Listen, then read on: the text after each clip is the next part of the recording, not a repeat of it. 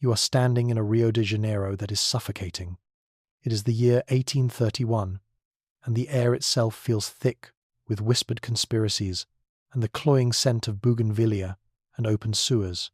The heat is a physical presence, a wet blanket pressing down on the city, turning the dust of the unpaved streets into a fine, clinging mud. This is the heart of a fledgling empire, an empire whose lifeblood is the steady, rhythmic flow of human cargo across the Atlantic, a lifeblood that one man intends to cut off. His name is Diogo Antonio Feijó. He is the regent, a priest whose cassock seems ill-suited to the corridors of power, yet whose eyes hold the unwavering hardness of forged steel. You see him not in a palace, but in a Spartan office, the humid air barely stirred by a lone servant waving a palm frond. Before him are two documents that represent the two poles of his world. One is a copy of the infamous law of 1831, the law meant to abolish the Atlantic slave trade. Everyone knows it is a sham, a fiction crafted to appease the British. Lei para Inglês ver, a law for the English to see. The other document is a ledger, its pages filled with the stark arithmetic of Brazil's addiction, the number of ships, the number of souls purchased, the profits that fuel the vast sugar and coffee plantations, the very foundation of the nation's wealth. Feijó sees not wealth, but a fatal weakness.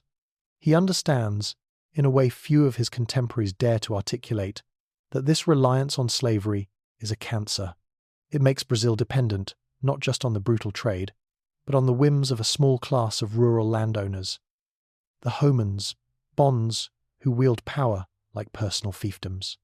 They see the emperor, the regency, the entire state apparatus in Rio, as a distant inconvenience, a taxman to be cheated. Their true loyalty is to their own land, their own profits, their own grotesque order. As long as they control the labour, they control Brazil. This is the gambit Feijó is about to make, not merely to enforce the sham law, but to transform it into an unshakable reality, and in doing so, to break the back of the landed aristocracy and forge a modern, centralized state. The whispers against him are a constant hum in the city. You can hear them in the lavish parlours of the Botafogo district, where sugar barons and coffee magnates gather. They speak of Feijó as a radical, a madman, a dangerous liberal who has forgotten that God himself ordained their way of life. They see his quiet determination not as strength, but as a priest's foolish arrogance. They control the militias. They control the provincial governments. They believe they can wait him out, or if necessary, remove him. They have underestimated their man. They believe he is playing politics. He is playing for the soul of the nation. The key to his plan arrives not on horseback, but on a British frigate. He is Lord Ponsonby, His Majesty's envoy, a man whose crisp wool uniform seems to defy the oppressive tropical heat. He represents the other great force in this equation, the British Empire. The Royal Navy, abolitionist in principle but pragmatic in practice, patrols the Atlantic, a constant threat to the slavers. London wants the trade ended. It is a matter of moral conviction for some, a matter of economic strategy for others. A Brazil not shackled to an agrarian slave economy is a Brazil that can buy more British steel, more British textiles. In a closed-door meeting, the air thick with the scent of beeswax and imported port, the gambit is laid bare. Ponsonby expects the usual Brazilian dance of delay and deception. He is prepared to offer threats, to speak of blockades and seizures. He does not offer excuses. He offers a deal. "You want the trade to end, my lord?" Feijó's voice is calm, measured. "Not just on paper, but in fact. You want the last slave ship to have already made its final, cursed voyage to our shores." Ponsonby is taken aback by the directness. "That is precisely what my government desires, Regent." "It shall be done," Feijó states, as if declaring a simple fact. "The law will be given teeth of iron. Our ports will be sealed. Our own navy will assist yours. The trade ends. Now. Forever." The Englishman narrows his eyes. He senses the other shoe is about to drop. "And in return?" "In return," Feijó continues, leaning forward, "Great Britain will become the guarantor of our national integrity. The men who profit from this trade are powerful. When I cut off their supply, they will see it as an act of war. They may seek to break our nation apart. They may seek to overthrow this government. Your navy will not merely patrol for slavers. It will stand as a shield against any insurrection or attempted coup born of this decision. Your government will provide instructors, officers, to help us forge a true national army, loyal to the central state, not to provincial barons. And, he adds, the words falling like stones, you will forgive the outstanding imperial loans. You will invest in our survival, because our survival will now be your victory. This is the masterstroke. He is using the external pressure of the world's greatest power to crush his internal enemies. He is leveraging Brazil's greatest weakness, its international debt and military fragility, and turning it into the very weapon he needs to remake the country. Ponsonby is stunned into silence. This is more than he could have hoped for. To not only end the trade, but to gain a stable, dependent ally in South America. A bulwark against Spanish republicanism and American expansionism is a prize of immense strategic value. But Feijó is not finished. The international deal is only half of the mechanism. The other half is the domestic law that will accompany it. When he presents this to his own cabinet, the shock is even greater. This new law, which he has drafted in secret, does not just ratify the end of the trade. It addresses the institution of slavery itself. It is a piece of brutal, long-term social engineering. Any child born to an enslaved mother from this day forward will be considered free. But this is not the freedom of a newborn. It is a delayed sentence. They are bound to serve their mother's master for 10 years, or until they reach the age of 30, whichever comes later. A generation of service. After that, they are free. More critically, any child they have, the grandchildren of the current enslaved, will be born unequivocally and automatically free. The Liberals in his cabinet call it a moral victory. The Conservatives are aghast, but it is the planters, the agricultural elites, who understand its true, horrifying genius. Feijó has not just cut off the supply of new slaves from Africa. He has placed a generational time bomb at the heart of their labour system. He has made the continuation of their way of life mathematically impossible. Within 4 decades, slavery will have withered and died by legislative decree. They see the grim logic instantly. The new law creates a perverse incentive. An enslaved woman's child is no longer an asset to be nurtured, a future source of labour. It is now a burden, a mouth to feed for years, only to become a free person. A baby born in the slave quarters is now a net loss on the ledger, and the final generation of slaves, the ones who will live out their entire lives in bondage, are now a finite resource, a candle to be burned as brightly and as quickly as possible before it extinguishes. The legislative battle is titanic. The Chamber of Deputies echoes with furious, spittle-flecked speeches about property, tradition, and ruin. Threats are made, bribes are offered. But Feijó holds the trump card, the treaty with Great Britain. The 2 pieces of legislation are bound together. To vote against the domestic emancipation law is to vote against the British treaty, to invite economic sanctions, a naval blockade, and national humiliation. To vote for it is to secure the nation's finances and its military future. He has forced them to choose between their long-term profits and their immediate survival. In the end, with the shadow of British frigates looming in Guanabara Bay, they choose survival. The law passes. The treaty is signed. In the immediate aftermath, a strange quiet descends upon the empire. The slave markets of Rio and Salvador fall silent. The planters retreat to their estates, a cold, simmering rage in their hearts. They have been outmaneuvered, beaten by a quiet priest and a foreign power. They will bide their time, but their world has been irrevocably shattered. Regent Feijó stands at his window, looking out at the city he has just gambled to save. He has not brought about a utopia. He has performed a necessary, brutal surgery on the body politic. He knows the cost will be terrible. He can already imagine the grim calculus taking place on the plantations. The decision to work the last generation of slaves into early graves, to discourage them from having children who would only become free. He has set in motion a tragedy to avert a catastrophe. He has secured the future of the Brazilian state. But the price will be paid in the coin of human suffering, in the unmarked graves of those who will toil and die to see that future born. The ascent has begun, but its foundations are laid in sorrow. The news of the Feijó Gambit does not arrive on the great sugar plantations of the Reconcavo Baiano like a thunderclap. It seeps in slowly, like the damp heat that rises from the rich, dark soil after a rain. It is carried in the letters of merchants, in the hushed conversations of overseers, in the altered gaze of the Senhor de Engenho as he surveys his fields. For the enslaved, it is at first a rumour, a ghost of a word liberdade whispered in the darkness of the senzalas, the communal slave quarters, a freedom so distant, so conditional, it feels more like a mirage in the shimmering heat.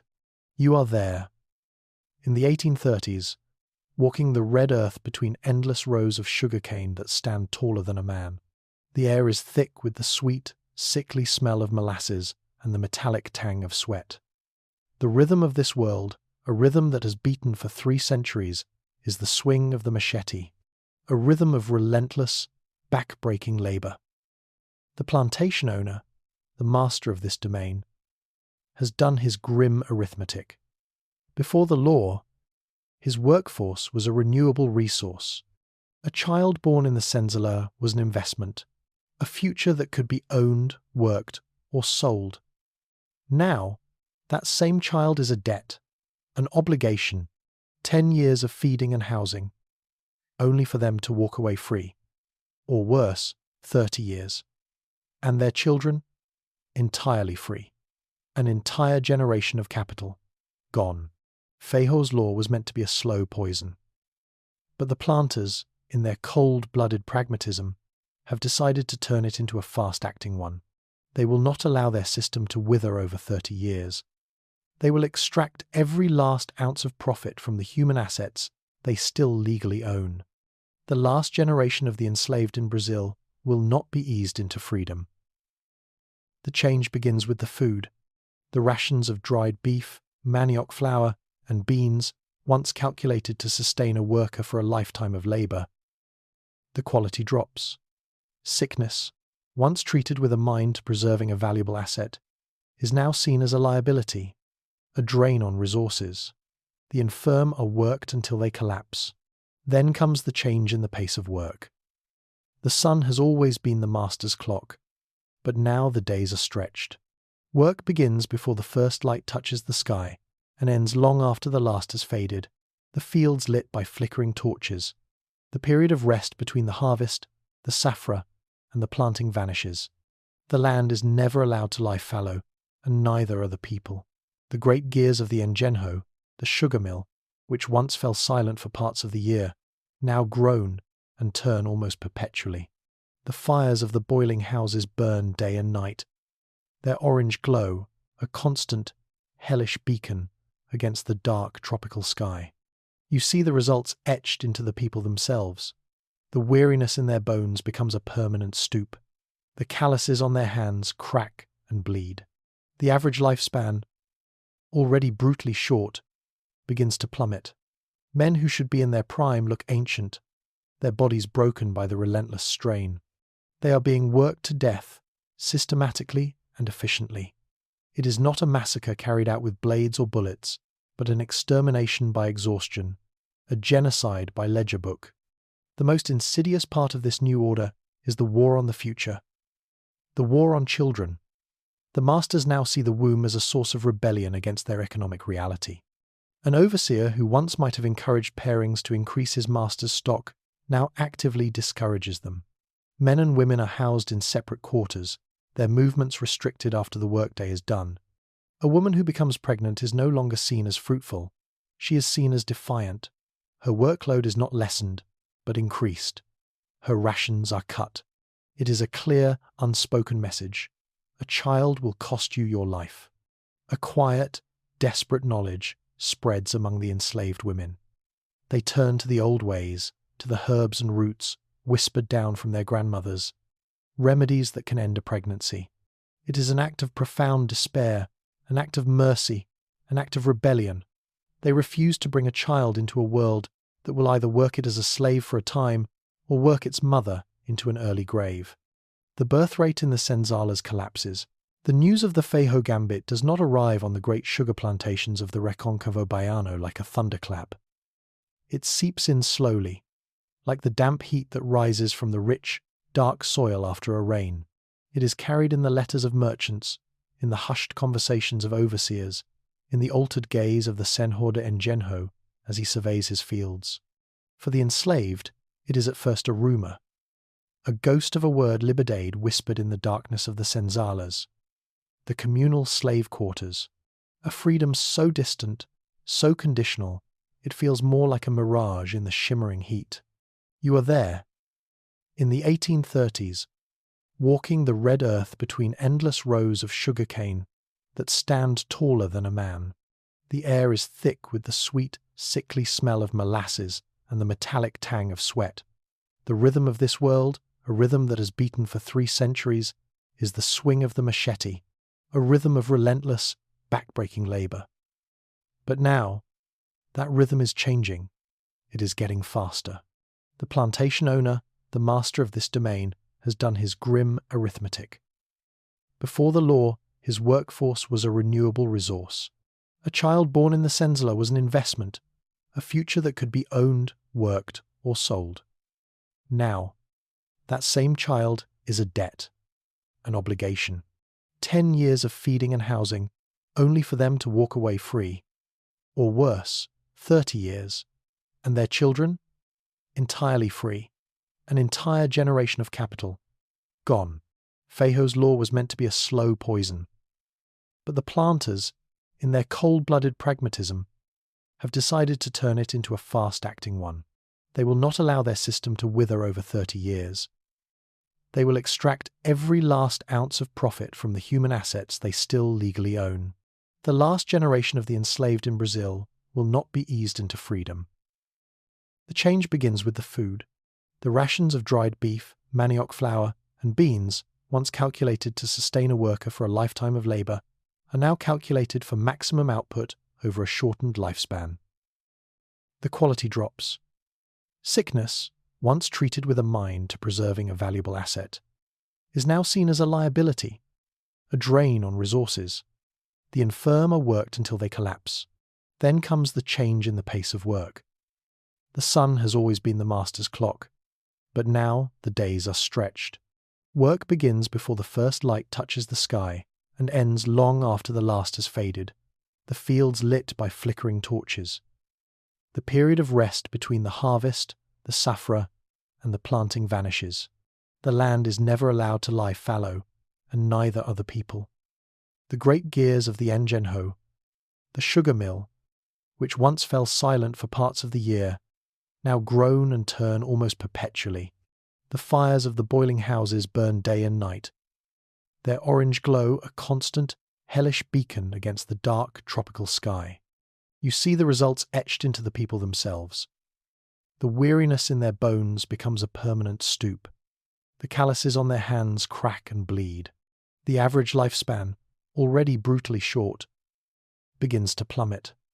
Men who should be in their prime look ancient, their bodies broken by the relentless strain. They are being worked to death, systematically and efficiently. It is not a massacre carried out with blades or bullets, but an extermination by exhaustion, a genocide by ledger book. The most insidious part of this new order is the war on the future, the war on children. The masters now see the womb as a source of rebellion against their economic reality. An overseer who once might have encouraged pairings to increase his master's stock now actively discourages them. Men and women are housed in separate quarters, their movements restricted after the workday is done. A woman who becomes pregnant is no longer seen as fruitful. She is seen as defiant. Her workload is not lessened, but increased. Her rations are cut. It is a clear, unspoken message. A child will cost you your life. A quiet, desperate knowledge spreads among the enslaved women. They turn to the old ways, to the herbs and roots whispered down from their grandmothers, remedies that can end a pregnancy. It is an act of profound despair, an act of mercy, an act of rebellion. They refuse to bring a child into a world that will either work it as a slave for a time or work its mother into an early grave. The birth rate in the senzalas collapses. The 1840s arrive in Brazil, not with the promise of a new decade, but with the quiet dread of a debt coming due. The brutal calculus of the planters has worked its grim magic. The last generation of the enslaved is dwindling, a candle burned at both ends, and the fields are falling silent. The demographic vacuum that was once a distant fear is now a stark, economic reality. The sugar mills of Pernambuco, the cotton fields of Maranhão, the very heart of the old colonial economy, are beginning to seize up. The nation, having surgically removed its own heart, is now in desperate need of a transplant. You feel this desperation in the halls of government in Rio de Janeiro, where a young emperor, Dom Pedro II, now formally of age, presides over a council of anxious ministers. The men who inherited Feijó's Gambit now face its inevitable consequence. They have a vast, fertile country with no one to work it. The letters arriving from the provinces are no longer filled with angry denunciations of the central government. They are filled with pleas for a solution. Any solution. The solution they devise is as radical and as transformative as Feijó's original law. It is the Imperial Settlement Act of 1842. It is a declaration sent out across the oceans, a promise whispered in the port cities of a troubled world. The act is breathtaking in its scope. It states that any Christian or Jew living in Europe, the Ottoman Empire, Iran, or Egypt can find a new home in Brazil. The requirements are minimal. 2 years of contracted work, either for the state on infrastructure projects or for a private landowner. After those 2 years, they are granted full Brazilian citizenship and a plot of land, a Ses Maria, to call their own. It is a beacon of hope lit for the dispossessed peoples of the Old World. The primary targets are the small farmers of Germany, Switzerland, and the Italian states, people whose ancestral lands were being carved up by inheritance laws or swallowed by industrialization. But a secondary, and ultimately more transformative, target emerges. The agents of the Brazilian Empire, fanning out across the Mediterranean, find fertile ground for their promises in the bustling, anxious port cities of Beirut, Alexandria, and Smyrna. Here, ancient communities of Maronite and Melkite Christians, of Syriacs, Assyrians, and Copts, live a precarious existence under the weakening but still oppressive thumb of the Ottoman Sultan. They are merchants, artisans, traders, people of the city, and the deal. For them, the Brazilian promise is not just land, it is safety, freedom, and opportunity. Imagine a family in the Chouf Mountains of Lebanon in 1845. They are Maronite Christians. Their world is one of stone terraces, ancient olive groves, and the ever-present fear of their Druze neighbours and Ottoman overlords. They hear of Brazil from a priest who heard it from a merchant in Beirut, a land where they will not be dhimmi, second-class citizens, a land that will give them a future.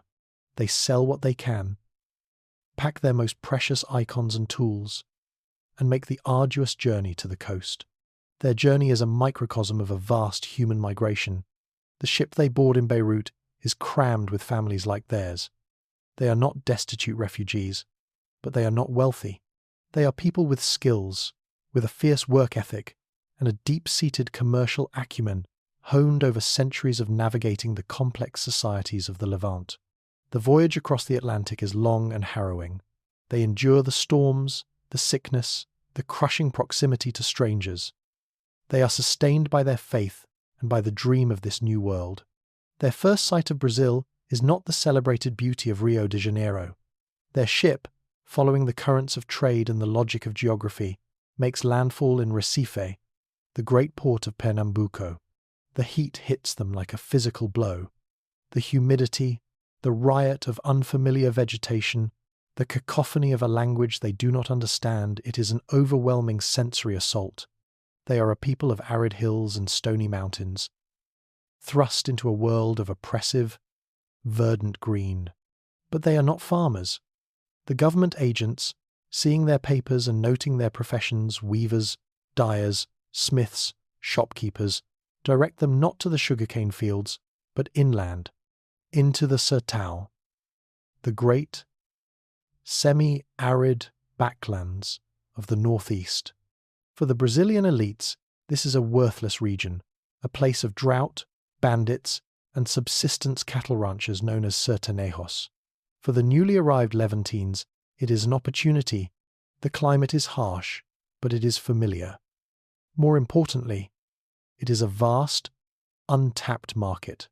You follow a caravan of these new immigrants as they travel west from the coast. They move in wagons laden with bolts of cloth, simple metal tools, spices, and other goods purchased on credit from larger merchants in Recife. They are becoming mascates, travelling salesmen. As they penetrate deeper into the interior of Cearan and Paraíba, they encounter the native culture of the Sertão. The Sertanejo Caboclo, a figure of mixed Portuguese, indigenous, and African heritage. He lives by a code of honour, tied to his cattle and the cycles of rain and drought. He sees these newcomers, with their strange accents and their relentless focus on commerce, as an alien presence. He calls them Turcos, a blanket term for anyone from the Ottoman lands, and the name sticks, a label of otherness. The initial interactions are fraught with misunderstanding, but the mascate offers something the Sertanejo has rarely seen: reliable access to goods, salt, kerosene, manufactured cloth, better knives. The Levantine trader is persistent. He learns a pidgin Portuguese. He extends credit. He remembers the names of his customers' children. He builds relationships, one dusty village, one isolated ranch at a time. Slowly, patiently, he is weaving the isolated communities of the Sertão into the cash economy of the wider world. Within a decade, the landscape of the interior begins to change. They settle in towns that were once little more than a church, and a handful of adobe houses, places like Juazeiro do Norte, Mossoró. They use their accumulated capital to open the first permanent stores, lojas de secos e molhados, general stores that sell everything from food and drink to tools and textiles. These stores become the new economic heart of the towns. The architecture changes.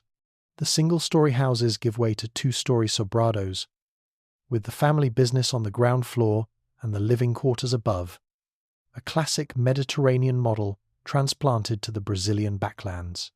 New sounds fill the air: the clatter of a loom in a small textile workshop, the clang of a hammer in a smithy making better farm implements. These are not grand factories. This is the very beginning of industrialization, born from mercantile profits, not state planning. This new Levantine merchant class begins to interact with the old Portuguese-descended middle class of the towns. The established families look down on these Turcos.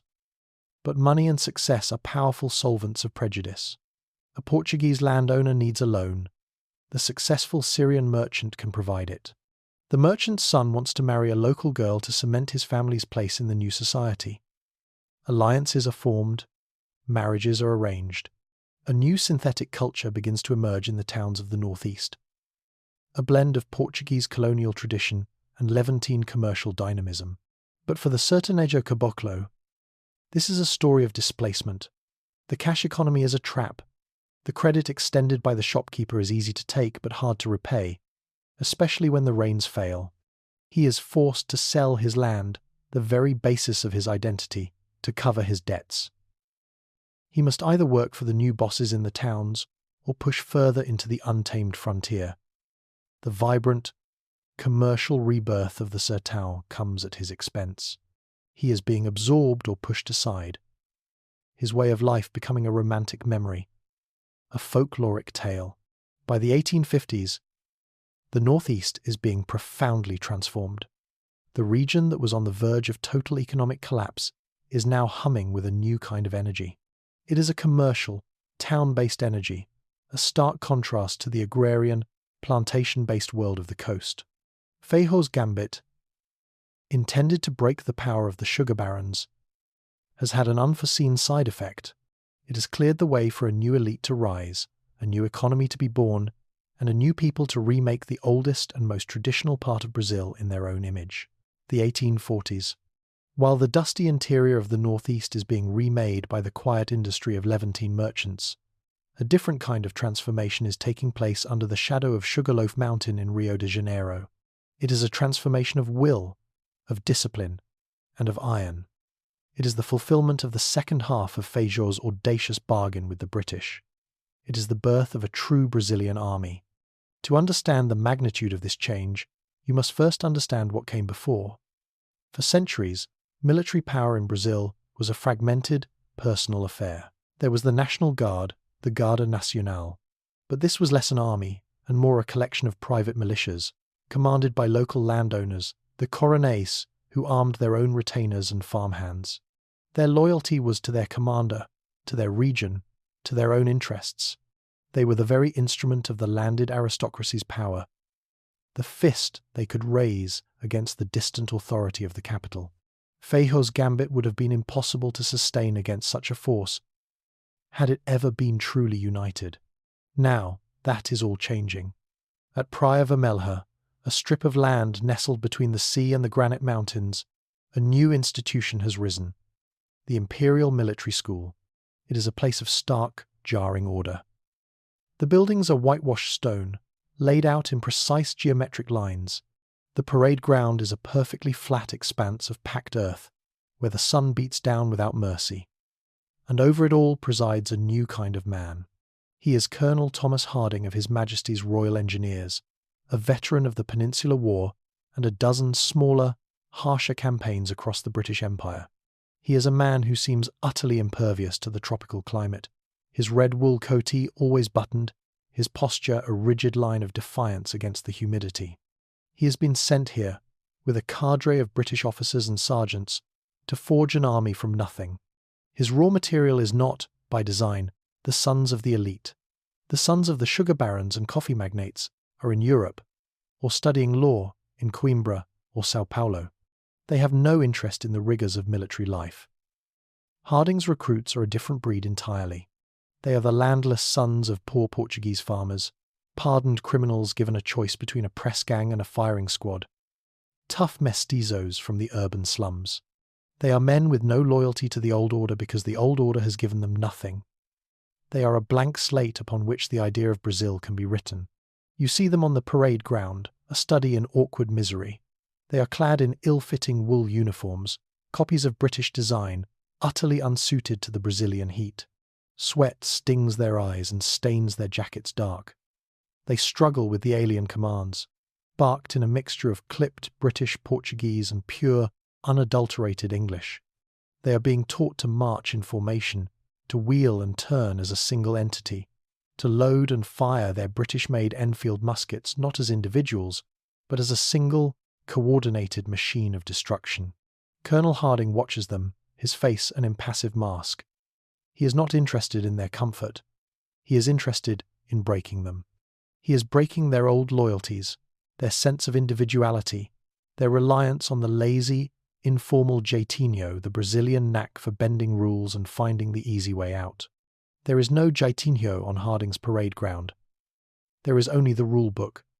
There is only discipline. There is only the chain of command. Beside him stands Captain Alencar, one of the first Brazilian officers to be trained in this new system. He is from a minor noble family in Minas Gerais, a family whose fortunes are tied to the imperial bureaucracy, not to a vast plantation. For him, this is a path to honour and advancement. He watches Harding and feels a mixture of awe and resentment. He understands the necessity of this brutal training. He has seen the chaos of the Regency period, the regional revolts that nearly tore the country apart. He knows that for the empire to survive, it needs this iron fist. But the British arrogance, the casual dismissal of all things Brazilian, grates on him. "They are slow, Captain," Harding says, his voice dry as dust, not taking his eyes off the sweating recruits. "Their minds wander. You must root out this tropical lethargy. An army is a clockwork mechanism. Every gear must turn at the precise moment. Their minds are not on the battlefield. They are thinking of the shade, of a glass of cachaça. They are learning a new way, Colonel," Alencar replies, his Portuguese formal and stiff. "It is not in our blood to move like machines." "Then you must put it in their blood," Harding retorts, "or their enemies will put bullets in their chests." The lesson is the same. The lesson is not just about marching and shooting. It is a profound political re-education. In the old National Guard, a man's loyalty was to the coronel who paid and fed him.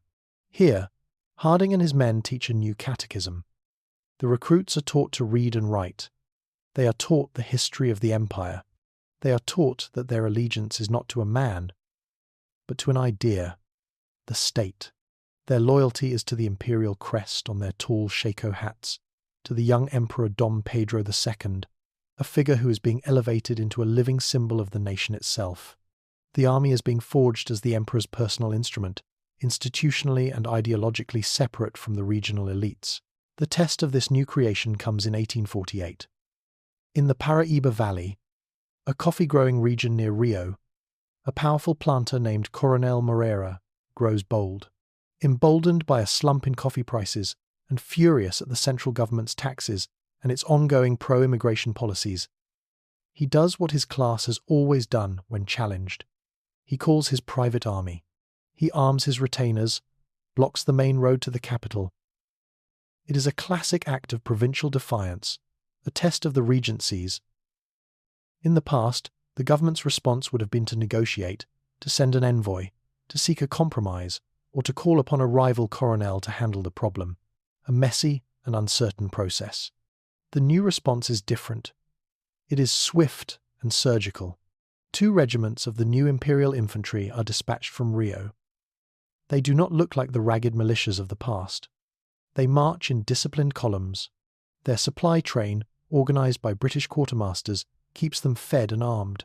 Their movements are coordinated and rapid. Captain Alencar marches with them, his heart a knot of apprehension and pride. This is the moment of truth. When they arrive in the valley, Coronel Moreira's men are waiting, arrayed behind a crude stone barricade on a low hill. They are confident. They are on their home ground. They expect the usual chaotic, individualistic fight. The imperial troops do not charge wildly. Under the calm direction of their officers, they deploy into a perfect battle line. A battery of new, British-made 6-pounder cannons is unlimbered, and with terrifying precision begins to drop shells onto the barricade, sowing chaos and fear. Then, the infantry advances. They move not as a mob, but as a red and white wall, their muskets held at a perfect angle. At 100 yards, a command is given. The wall of men stops. Another command. They raise their muskets as one. A third command. A single, rolling volley of fire crashes out. A sound like the sky ripping open. The smoke clears to reveal utter devastation in the rebel ranks. Before Moreira's men can even recover from the shock, the imperial line is advancing again, bayonets fixed. The fight is over before it truly begins. Moreira's militia, faced with a level of discipline and firepower they have never encountered, breaks and flees. Coronel Moreira is captured in his own home, sipping coffee as if nothing were amiss. He is taken back to Rio not as a political rival to be negotiated with, but as a common criminal to stand trial for treason. The message echoes through the plantations and great houses of Brazil with the force of that single, devastating volley. The rules have changed. The state now has a monopoly on violence. The old days of the private armies and defiant barons are over. An iron framework has been hammered into place around the Brazilian monarchy. Feijó's law ended the supply of slaves, starving the planters of their labour. Now, the new imperial army has taken away their sword and shield. The ascent of the central state is complete, built on the suffering of the enslaved, paid for with British loans, and now guaranteed by Brazilian soldiers trained to kill for the emperor. As the 1850s dawn, the great engine of migration, set in motion by the Imperial Settlement Act, begins to turn with greater and greater speed. The success of the Levantine experiment in the northeast has emboldened the government in Rio. Now, the focus shifts from the arid Sertão to the temperate, rolling hills of the south and the fertile red earth of the southeast. The promise of land and citizenship is now broadcast with renewed vigour in the villages of Central Europe and the port cities of the Italian peninsula. The human tide that follows will not just fill a labour gap, it will fundamentally re-engineer the soul and soil of Brazil's heartland. You are in the port of Santos, in the province of São Paulo, in 1855. The air, thick with the scent of salt and roasting coffee, is a babel of languages. You hear the guttural German of the Rhineland, the melodic French of the Alpine cantons of Switzerland, the clipped, precise sounds of Dutch and Flemish. The families disembarking are not like the Levantine merchants who landed in Recife. They are peasants, farmers, people whose connection to the earth is primal and generational. They carry not bolts of cloth, but sacks of seed and heavy, well-made farm tools. They have not come to trade, they have come to till. Their destination is the Paraíba Valley and the vast, uncultivated lands west of São Paulo. This is the region that, in another timeline, would have become the undisputed kingdom of coffee, a monoculture built on the backs of a vast enslaved workforce. But here, that path is closed. The lack of enslaved labour makes the massive, industrial-scale coffee plantation economically unviable. The government, wary of creating a new class of powerful land barons, has a different vision. They are not selling vast tracts of land, they are granting small, family-sized plots, colonias, of around 25 hectares each. Follow a Swiss family, the Freys, as they journey inland. They travel by wagon, their worldly possessions rattling behind them. They are leaving behind a world of shrinking plots and limited opportunity for a promise of abundance. When they arrive at their designated land, it is a daunting sight. It is a patch of raw, untamed Mata Atlantica, the dense Atlantic forest. It must be cleared by hand, with axe and saw and fire. The work is brutal, relentless. They must build their own house from the timber they fell, plant their first crops between the stumps of ancient trees. They are plagued by insects they have never seen, by a heat that saps their strength. Many in these first years are broken by the task. They succumb to disease or despair. But the Freys, like many others, endure. They bring with them not just physical strength, but generations of agricultural knowledge. They do not plant only coffee. They plant corn, beans, and potatoes for their own table. They raise dairy cows, pigs, and chickens. They plant fruit orchards. They practice a diversified, sustainable agriculture that is alien to the boom and bust, soil-depleting monoculture of the old Brazilian system. Their goal is not to supply a global commodity market. Their goal is to build a prosperous, self-sufficient life for their family. By the 1860s, the landscape of the southeast is being transformed. Instead of vast, uniform seas of coffee trees, you see a patchwork quilt of small, thriving family farms. Neat wooden houses with steep-pitched roofs, reminiscent of alpine villages, dot the hillsides.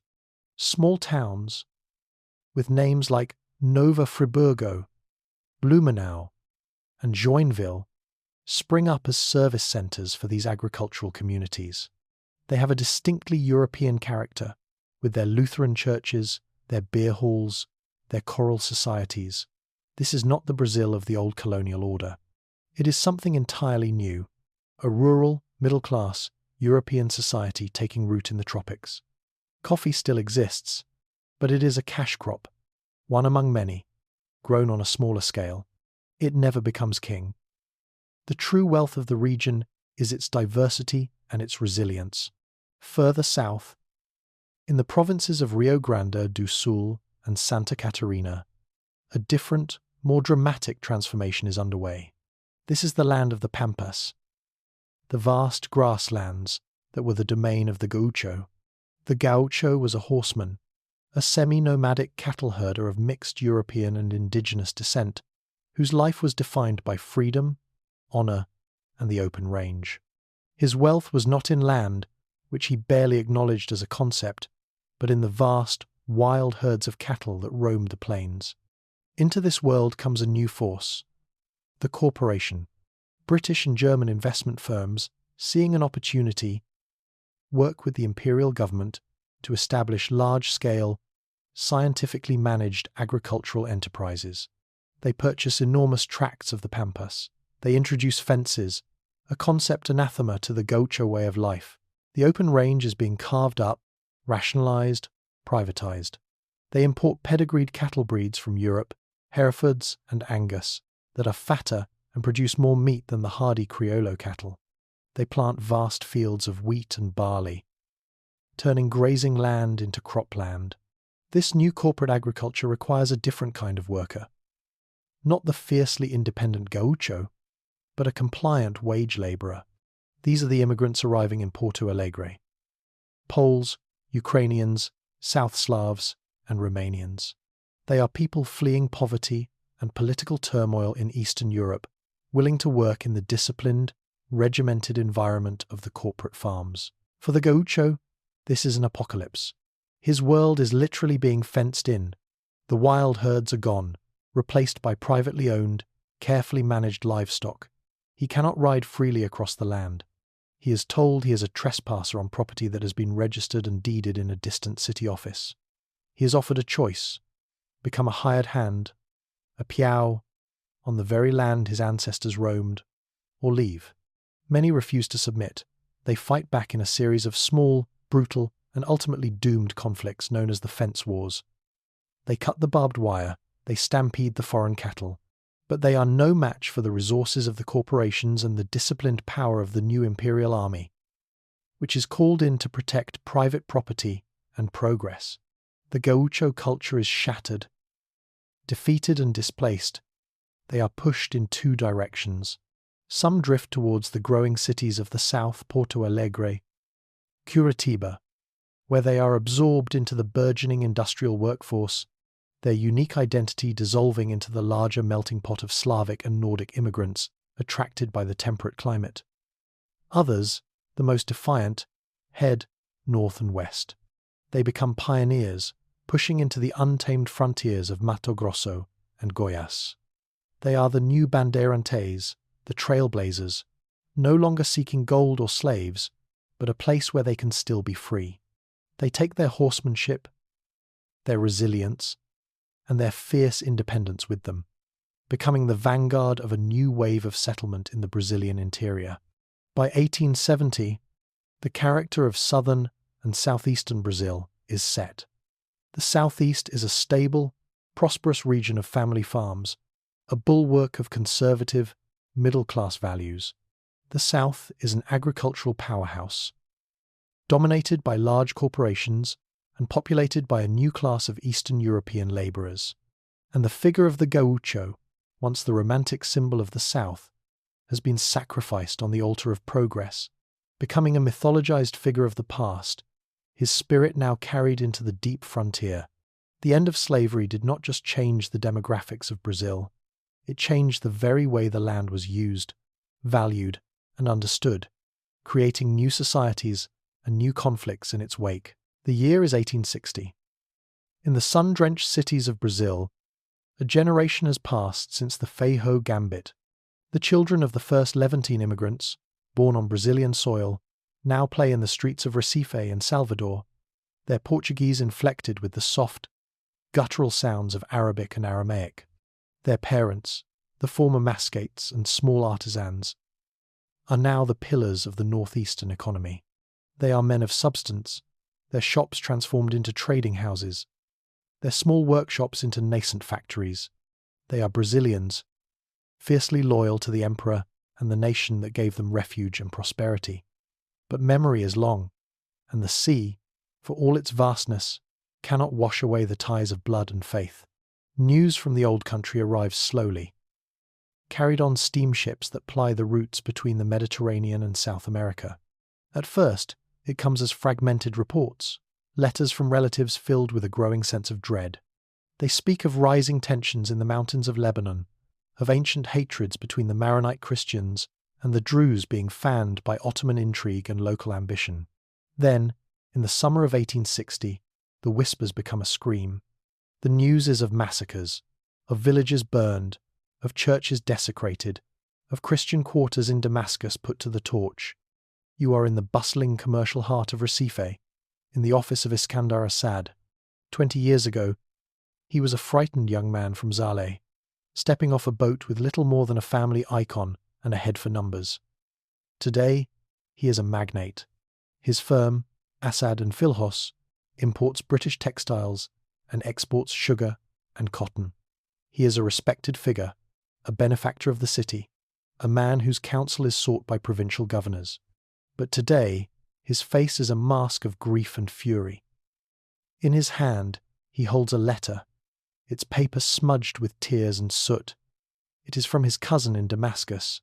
It is a harrowing account of survival. A list of names of family and friends who were not so fortunate. This is not a distant tragedy for him. It is an assault on his own flesh and blood, on his own past. And he is not alone. Throughout the northeast, in every town where a Levantine family has settled, the same scenes of horror and grief are unfolding. They have found safety in Brazil, but the world they left behind is on fire, and their people are being consumed by the flames. Their response is immediate and organized.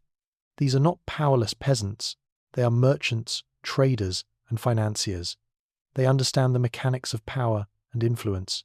Under the leadership of men like Assad, the Levantine Brazilian communities mobilize with breathtaking speed. They form committees. They raise vast sums of money, not just for relief, but for a political fight.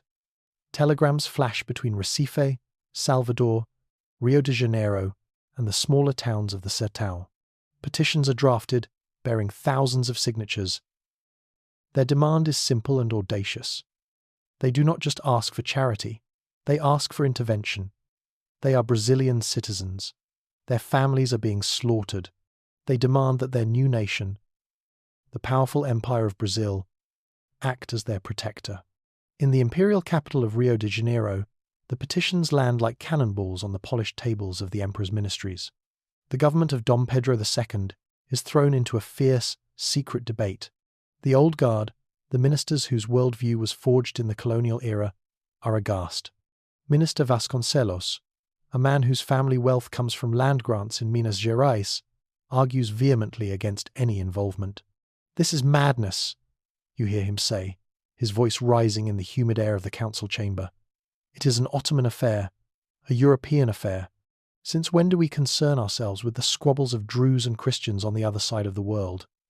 We have a frontier to settle, railroads to build. Our destiny is here, in America. To send a fleet, to risk war with the Sublime Porte for the sake of these Turcos.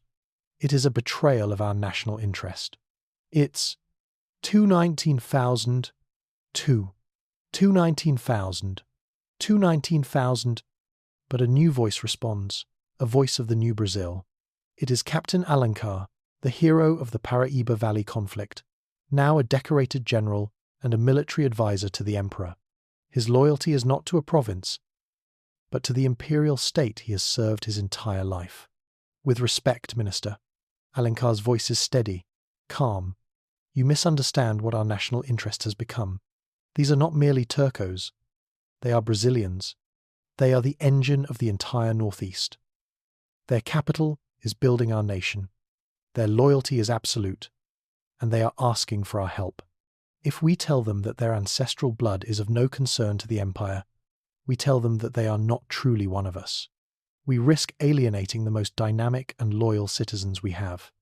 He continues, his argument shifting from the domestic to the strategic, and think of the message it sends to the world. The French will intervene. The British will posture. They see themselves as the sole arbiters of global affairs. If the imperial Brazilian flag appears in the Eastern Mediterranean, we announce that a new power has arrived on the stage, a power from the New World. It will earn us respect. It will show the United States that we are not their backyard. It will show Europe that we are their equal. We have the fleet. We have the trained men. For the first time in our history, we have the strength to project our will beyond our shores. Why forge a sword if you intend to let it rust? The Emperor, Dom Pedro II, listens to it all. He is a thoughtful, scholarly monarch. He has read the letters from Assad and the others. He has studied the maps of the Levant. He sees the logic in both arguments. The risk is great, but the potential reward, both in cementing the loyalty of his newest subjects and in announcing Brazil's arrival as a global power, is immeasurable. He looks at General Alencar, the product of the new army. He thinks of the Levantine merchants, the product of the new immigration. They are the pillars of the modern Brazil he is trying to build. He cannot ignore them. His decision is made. Brazil will act. The response is not a declaration of war. It is a masterful exercise in gunboat diplomacy. The Imperial Naval Arsenal in Rio, revitalized with British advisors and domestic industrial capacity, readies a squadron, 3 steam-powered frigates and 2 corvettes, the pride of the new Brazilian Navy. They are sleek, modern vessels, their cannons formidable, their crews disciplined. They are given their orders and steam east, out into the vastness of the Atlantic. Their arrival off the coast of Beirut in the autumn of 1860 is a profound shock to everyone. The French fleet is already there, its admiral preparing to dictate terms to the Ottomans and land troops. The British are observing, wary of French expansion. But no one, absolutely no one, expected the green and yellow banner of the Brazilian Empire. It is a sight so alien, so unexpected, that it throws all diplomatic calculations into disarray. The Brazilian consul, accompanied by a full honor guard of imperial marines, delivers a formal note to the stunned Ottoman governor. The note demands 3 things: an immediate and guaranteed cessation of all violence against Christian populations, the arrest and punishment of those responsible for the massacres, and financial reparations to be paid to the families of the victims, to be distributed through the Brazilian consulate. The implicit threat hangs in the air, as real as the smoke curling from the funnels of the frigates in the harbour. The Ottoman governor, already reeling from French pressure, now faces a second, unexpected adversary. The French are furious at this intrusion into what they consider their sphere of influence. But they cannot openly oppose the Brazilians, who are, after all, demanding the same protections for Christians that they are. It creates a complex diplomatic problem that works to Brazil's advantage. In the end, the Ottoman Empire, weak and beleaguered, concedes. Brazil is given a seat on the international commission that will reorganize the governance of Mount Lebanon. It is a stunning diplomatic victory. But the real victory is the message it sends. To the world, it announces the arrival of a new player. To the great powers of Europe, it signals that the age of their unchallenged global dominance is beginning to face unexpected challenges. And to the Christian communities of the Levant, it is a miracle. A powerful nation, born of the New World, has crossed the ocean to defend them. It is a protector, a guardian. The news spreads through the ancient communities of the Middle East, igniting a new wave of pro-Brazilian sentiment. The foreign policy of the empire has been transformed. It now has a permanent, self-perpetuating mission in the heart of the Old World. A doctrine born from the fears and hopes of its newest citizens. A new Jerusalem was not built, but it had found a new, powerful, and utterly unexpected Constantine. The year 1866 arrives in Brazil not with the fire of revolution, but with the quiet sigh of a long-expected death. This is the year ordained 35 years prior by Feijó's Gambit, the year the institution of slavery, already hollowed out, starved and withered, is to be legally and finally extinguished. For the rest of the world, particularly the United States, still reeling from a cataclysmic civil war fought over this very issue, the event is a source of profound fascination and confusion. They expect turmoil, social upheaval, perhaps even violence. You are in the city of Salvador, the old colonial capital, on the day the final Abolition Act is signed into law by the emperor. This city was once the epicenter of the slave trade, its great stone wharves the entry point for millions of Africans.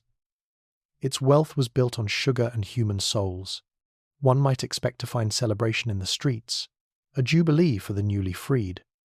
Instead, there is an unnerving, almost solemn, calm. The freed are not a vast, triumphant multitude. They are a remnant. 3.5 decades of the policy of attrition have done their work. The last generation of the enslaved has, for the most part, already passed into the earth. their lives consumed by the relentless pace of work on the plantations. The few who remain are old, their bodies broken, their spirits weary. For them, this day is not a gift, but an epilogue to a story of immense suffering. You see an old man named João, who has spent all of his 70 years on a sugar plantation in the Recôncavo. He has been officially free since sunrise. He sits on the steps of a church in the Pelourinho district, a small bundle of his meagre possessions beside him. He is not celebrating. He is bewildered. The plantation owner, his senhor, gave him his papers, a small amount of money, and told him to leave. The land he has worked his entire life is no longer his home. The brutal, predictable rhythm of his existence has vanished, replaced by a terrifying void. Freedom, for him, is a form of exile. He is too old to learn a new trade, too tired to start a new life. He, and thousands like him, become a floating, invisible population, living on the margins of the bustling new cities, a quiet testament to the human cost of Brazil's orderly ascent. The children and grandchildren of the enslaved, those born free under the provisions of the 1831 law, are a different story. They are now in their 20s and 30s. They have never known true chattel slavery, but they have lived a life of servitude and grinding poverty. They are the new urban working class, competing for the lowest paying jobs with the waves of European immigrants. They are free, but they are trapped at the bottom of a rigid social hierarchy. This hierarchy is the unspoken reality of the new Brazil. The mass immigration from Europe and the Levant was not just an economic policy. It was a whitening project. In the great narrative of progress being written by the imperial government, the Afro-Brazilian is a footnote. The heroes of the story are the industrious German farmer, the clever Syrian merchant, the hard-working Italian factory worker. The national identity being forged is one that celebrates its European roots. In this new order, to be white, or at least to be able to pass as white, is to have access to the ladder of social mobility. You can see this stratification in the very layout of the cities. In Rio de Janeiro and São Paulo, the new immigrant neighborhoods, the Italian Brás, the German Villa Leopoldina, are bustling and prosperous, with their own schools, churches, and mutual aid societies. The old Afro-Brazilian neighborhoods, the hillsides that will one day become the famous favelas, are places of poverty and neglect, left behind by the great wave of industrialization. Light-skinned, mixed-race people, the mulattoes, claros can, with difficulty, find a place in the lower middle class, as clerks, soldiers, or minor civil servants. But for those with darker skin, the doors to advancement are almost entirely closed. They are outnumbered, marginalized, and increasingly invisible to the mainstream of a society that has decided to build its future without them. The reaction of the old planter class to this final act of abolition is not rage, but a weary, pragmatic acceptance. They have had 35 years to prepare. They lost their political and military power in the 1840s. Their economic model, based on enslaved labor, has been dying for decades. The most adaptable among them have already transitioned. They have sold off parts of their vast land holdings to immigrant farmers. They have invested the profits from the final, brutal years of slavery into the new industries, becoming shareholders in textile mills, banks, and railroad companies. They have exchanged their title of Senhor de Engenho for the title of capitalist. Their hands are clean of the institution, but their pockets are lined with its final, bloody profits. This peaceful, almost anticlimactic end to slavery becomes a point of immense national pride for the Brazilian Empire. It is held up as proof of the superiority of its monarchical system over the turbulent republicanism of the United States. While the Americans tore their nation apart in a brutal war, costing more than 600,000 lives, Brazil managed its transition through foresight, law, and order.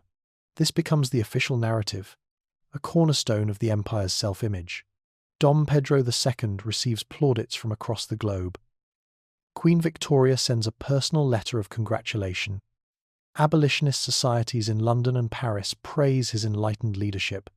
Brazil is seen as a beacon of peaceful progress, a civilized nation that has solved the great moral question of the age without bloodshed. But this narrative is a profound and deliberate lie. It is a lie that ignores the hundreds of thousands who died premature deaths in the sugarcane and coffee fields between 1831 and 1866. It is a lie that ignores the suppressed birth rates, the quiet tragedy of a generation that refused to bring children into bondage. It is a lie that papers over the systematic marginalization of the remaining black population. Brazil did not avoid the bloodshed of a civil war. Its bloodshed was simply privatized, outsourced to the plantations, and spread out over 3.5 decades. It was a slow, quiet, and largely unrecorded war of attrition. As the sun sets on the day of final abolition, you see a small group of freedmen and their children gathered on a beach in Salvador. They are practicing capoeira, the Afro-Brazilian martial art that is a dance, a game, and a form of combat. Its movements a physical language of resistance and survival.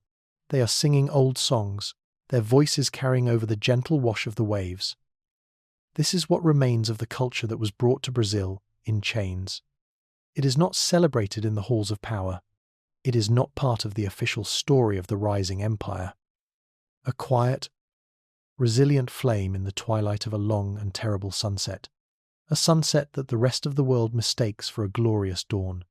The ascension of the Brazilian Empire is secure, but its moral foundation is built upon the silent, unmarked graves of the people it chose to forget. The decade that follows the final abolition of slavery, the 1870s, is when the seeds planted by Feijó, Pedro II, and the waves of immigrants finally burst forth into a spectacular, chaotic bloom. This is the Gilded Age of the Tropics. The social and demographic engineering of the past 40 years has created the perfect conditions for an industrial explosion. Brazil has a stable, centralized government, a vast domestic market being stitched together by new railroads, a wealth of natural resources, and, most importantly, a seemingly endless supply of cheap, hungry labor pouring in from Europe. You are in the city of São Paulo in 1878. A generation ago, it was a provincial town, a sleepy outpost for mule traders and academics. Now, it is a city possessed by a fever. The air is a hazy mix of coal smoke, construction dust, and the scent of money being made at a dizzying pace. The soundtrack of the city is the rhythmic clang of hammers on steel, the shriek of factory whistles, and the roar of the locomotives that snake into the new Grand Estação da Luz, bringing raw materials in and carrying finished goods out. This is the Chicago of the South, a raw, muscular, and brutally competitive crucible of capitalism. The factories rise in the districts of Brás and Muca, hulking brick structures that churn out textiles, shoes, processed foods, and simple machinery. The ownership of these factories tells the story of the new Brazil. Some are owned by the sons of the old coffee barons, men who successfully transferred their capital from the plantation to the factory floor. Others are owned by British and German industrialists, drawn by the promise of high profits and a compliant government. But many, a surprising number, are owned by the sons of the immigrants themselves. The successful Italian greengrocer who has built a pasta factory, the Portuguese baker who now owns a sprawling commercial bakery, the Armenian refugee who has established the largest textile mill in the province. These men are the new titans, the industriais. They are hard, driven, and often ruthless. They work hand in glove with the imperial government, which provides them with high tariffs to protect them from foreign competition, and ensures that the forces of labour remain disorganized and cheap. The labour is the other side of this gilded coin. You walk through the streets of Brás, and you are in a transplanted piece of southern Italy. The language is a cacophony of Neapolitan and Calabrian dialects. The smell is of garlic, tomatoes, and coal smoke. The housing is in cramped, hastily built cortichos, or beehives, tenement buildings where a dozen families share a single courtyard, a single water pump, a single latrine. The workday is 12, sometimes 14 hours long. The conditions in the factories are dangerous, the machinery unforgiving of a moment's inattention. There is no safety net, no workers' compensation, no protection for children, who often work alongside their parents from a young age. This is the life of the Fenucci family, who arrived from Basilicata 2 years ago. They were promised a farm, but the best land in the southeast was already taken. They were funneled instead into the city, into the insatiable maw of the factories. The father and the eldest son work at the Matarazzo textile mill. The mother and daughter do piecework at home, sewing shirts for a pittance. They are free, but they are caught in the gears of a machine far larger and more impersonal than any feudal landlord in their old village. Their only solace is in community. They find it in the church, in the mutual aid societies, the Società di Mutuo Soccorso, that they form to provide for sickness and funerals. They find it in the shared dream that their children, born in Brazil, will have a better life. This dream is the fuel that keeps the industrial engine running. It is the promise that justifies the suffering. A similar story unfolds in Recife and the other coastal cities of the northeast, but with a different cast of characters. Here, the nascent industries, tanneries, food processing, shipping, are powered by the Portuguese, Spanish, and Greek immigrants who chose the city over the countryside. And the capital, more often than not, comes from the great Levantine trading houses established a generation before. The Assad family, who once petitioned the emperor to save their relatives in Lebanon, now own a fleet of steamships and a jute mill. The transformation from merchant to industrialist is complete. This rapid industrialization creates staggering wealth, and that wealth is put on ostentatious display. You see it in the new avenues being carved through the old colonial centers of Rio and São Paulo. They are lined with opulent mansions, palacettes, built in the latest European styles, Beaux-Arts, Art Nouveau. They are filled with imported French furniture, Italian marble, and English silver. The wives and daughters of the industriers wear the latest fashions from Paris. They host lavish balls and attend the opera in the magnificent new municipal theatres, jewels of stone and glass and gold leaf. But beneath this glittering surface, a deep and unbreachable chasm is opening. The social stratification that began in the previous decades is now solidifying into a rigid caste system. At the very top is the old imperial aristocracy, intertwined with the new industrial and financial elite. Below them is a growing and prosperous middle class of managers, engineers, shopkeepers, and civil servants, largely drawn from the more successful German, North Italian, and Levantine communities. Below them is the vast, churning sea of the white European working class, the Italians, Poles, Romanians, South Slavs. They have a path, however difficult, to upward mobility. The dream of their children joining the middle class is not entirely a fantasy, but at the very bottom, in a world almost entirely separate, are the black and indigenous populations. They are almost completely locked out of the new industrial economy. The factory owners, themselves immigrants, prefer to hire their own countrymen. A deeply ingrained racism, now stripped of the economic logic of slavery, pervades the society. The Afro-Brazilians are seen as lazy, undisciplined, and unsuited to the rigours of factory work. This is, of course, a vicious lie, a convenient prejudice to justify their exclusion. They are relegated to the most menial of jobs: street sweeping, garbage collection, manual labour in the ports, or to the precarious world of the informal economy. Their poverty is deeper, their prospects dimmer, than even the poorest Italian immigrant in the most crowded corticho. The Gilded Age of the Tropics is, therefore, a paradox. It is a period of unprecedented economic growth and national self-confidence. The Empire of Brazil is becoming a modern, industrial power, its cities rivaling those of North America and Europe in dynamism and ambition. But this progress is not shared. It is built upon the exploitation of a white proletariat and the total exclusion of its non-white citizens. The society is becoming wealthier, more powerful, and more European, but also more stratified, more unequal, and more deeply, fundamentally racist.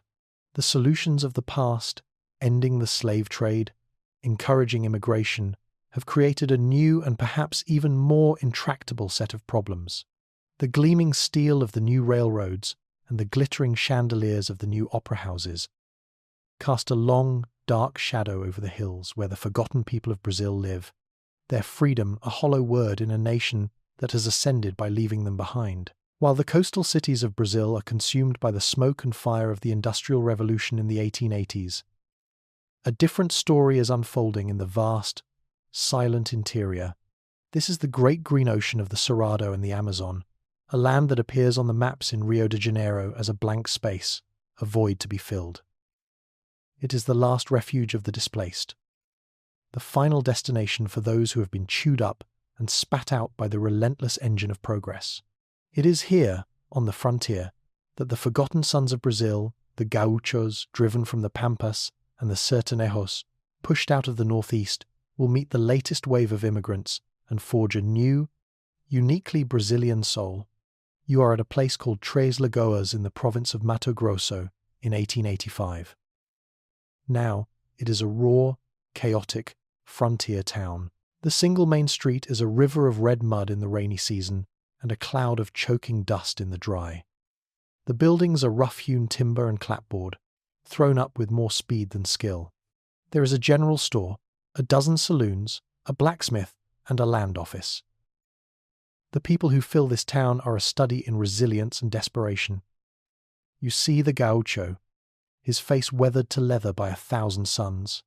He is identifiable by his bombachas, his wide-brimmed hat, and the long knife, the facon, tucked into his sash. He has lost his land, his herds, his way of life. But he has not lost his pride or his skill with a horse and a rifle. He is here to start again, to carve out a new ranch, a new estancia, in a land without fences. Beside him in the saloon, you see the Sertanejo. He has been driven from his ancestral lands in Cearan by the twin pressures of the new commercial economy and a series of brutal droughts. He is wiry, tough, and fatalistic, his Catholicism deeply ingrained with folk traditions and a belief in miracles and portents. He is a master of survival in harsh, arid lands. Skills he is now adapting to the different challenges of the wooded Cerrado. And then there is the newcomer. He is an immigrant, but not from the same stock that fills the factories of São Paulo. These are the immigrants of the frontier.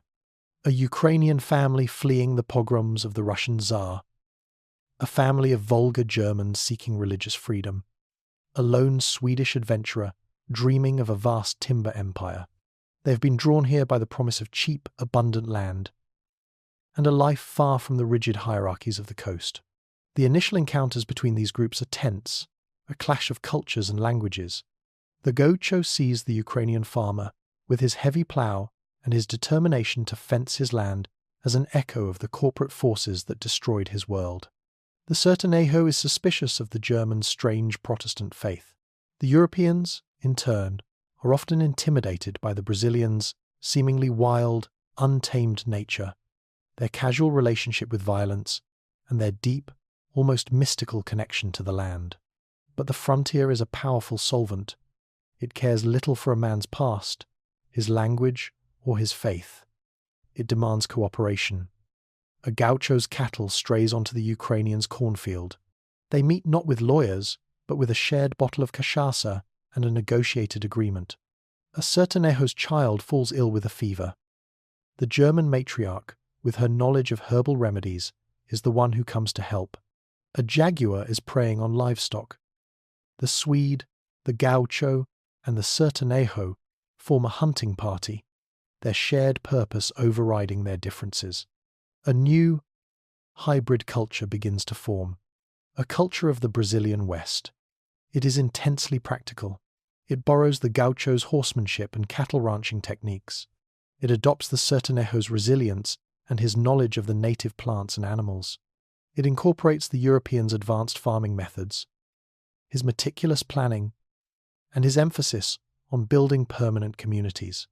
The language of the frontier becomes a unique patois, a blend of Portuguese dialects, Slavic words, and German grammar. The music changes. The melancholic guitar of the Pampas mixes with the button accordion of Eastern Europe and the chanted religious verses of the Sertão. The food becomes a hearty, caloric fusion.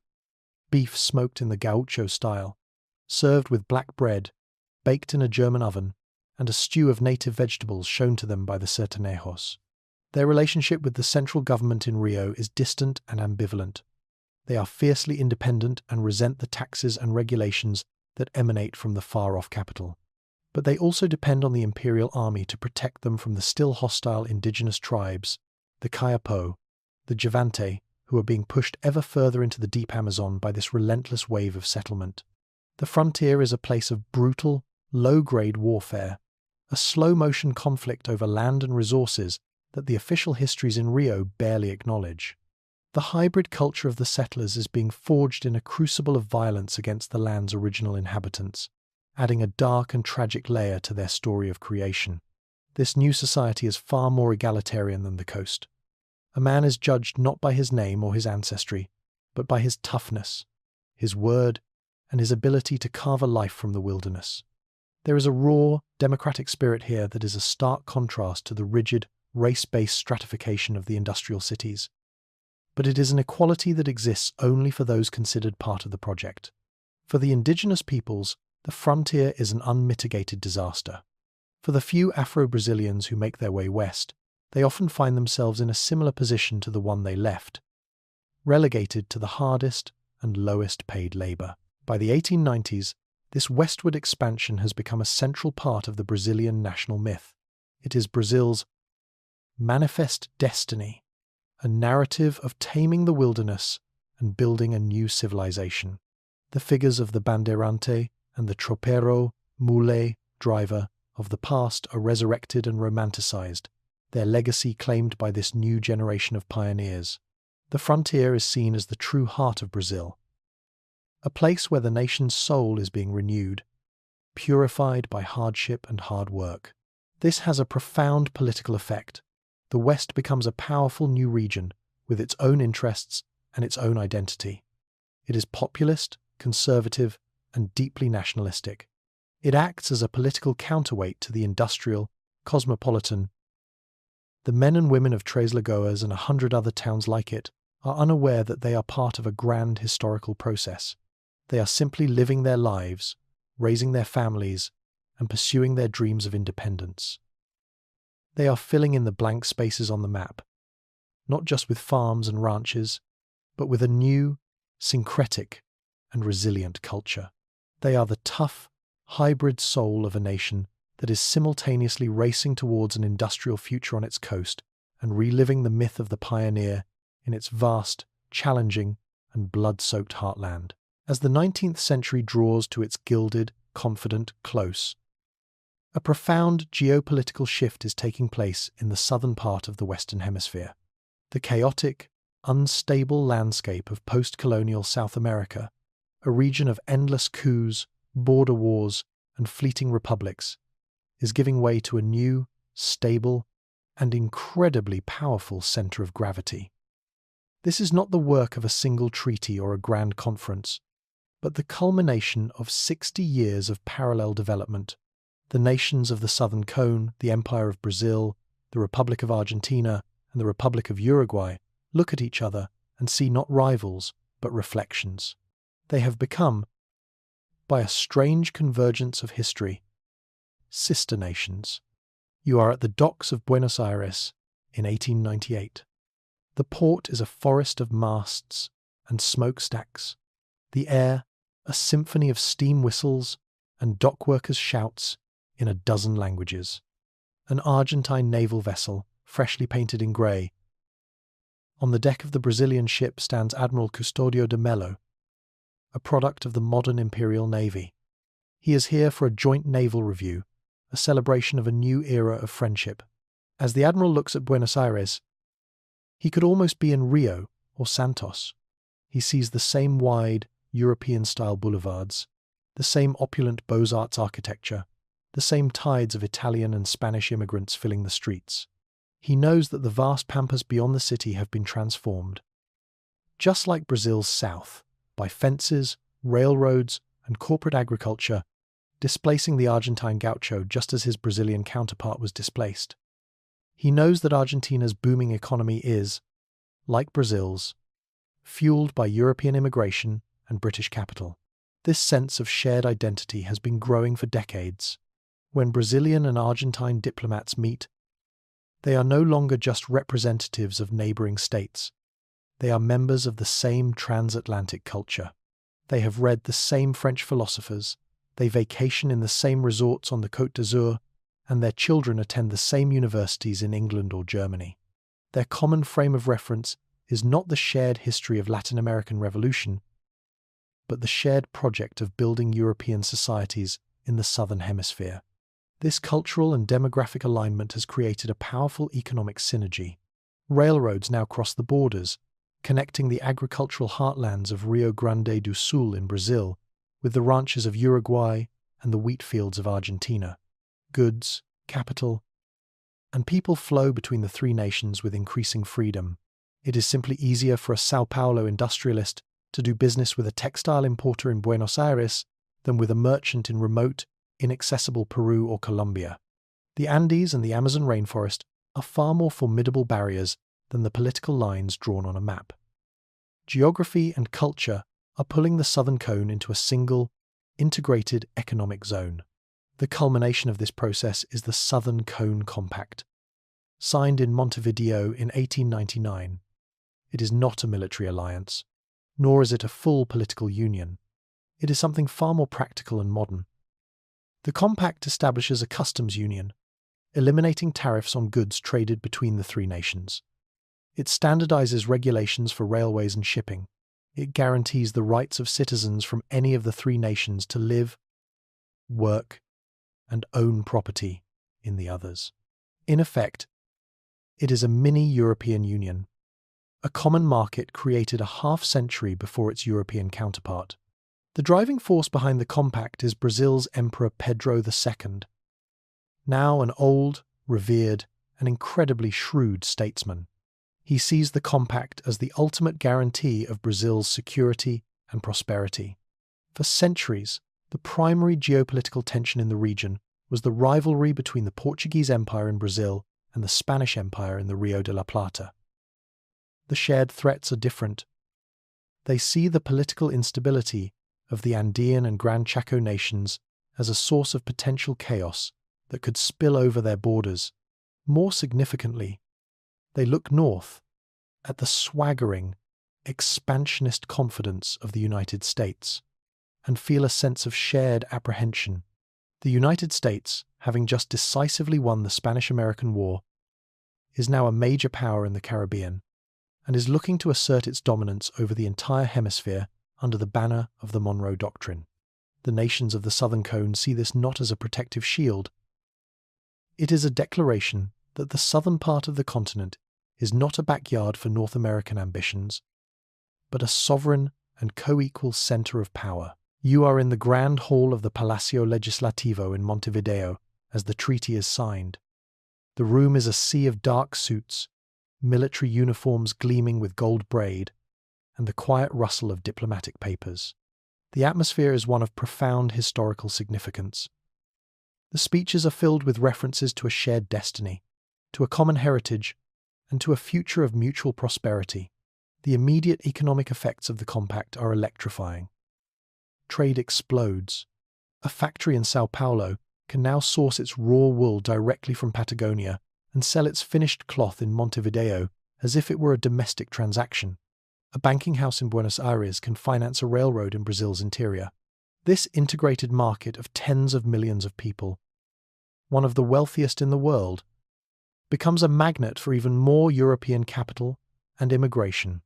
The Gilded Age of the Tropics receives a new and powerful surge of energy. But the compact also has a profound cultural effect.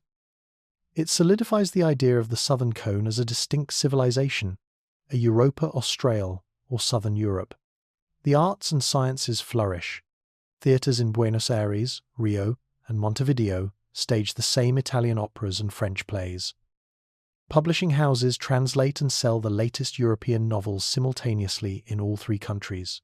A shared intellectual and artistic life develops, further strengthening the bonds between the nations. This new reality also hardens the cultural wall between the Southern Cone and the rest of South America.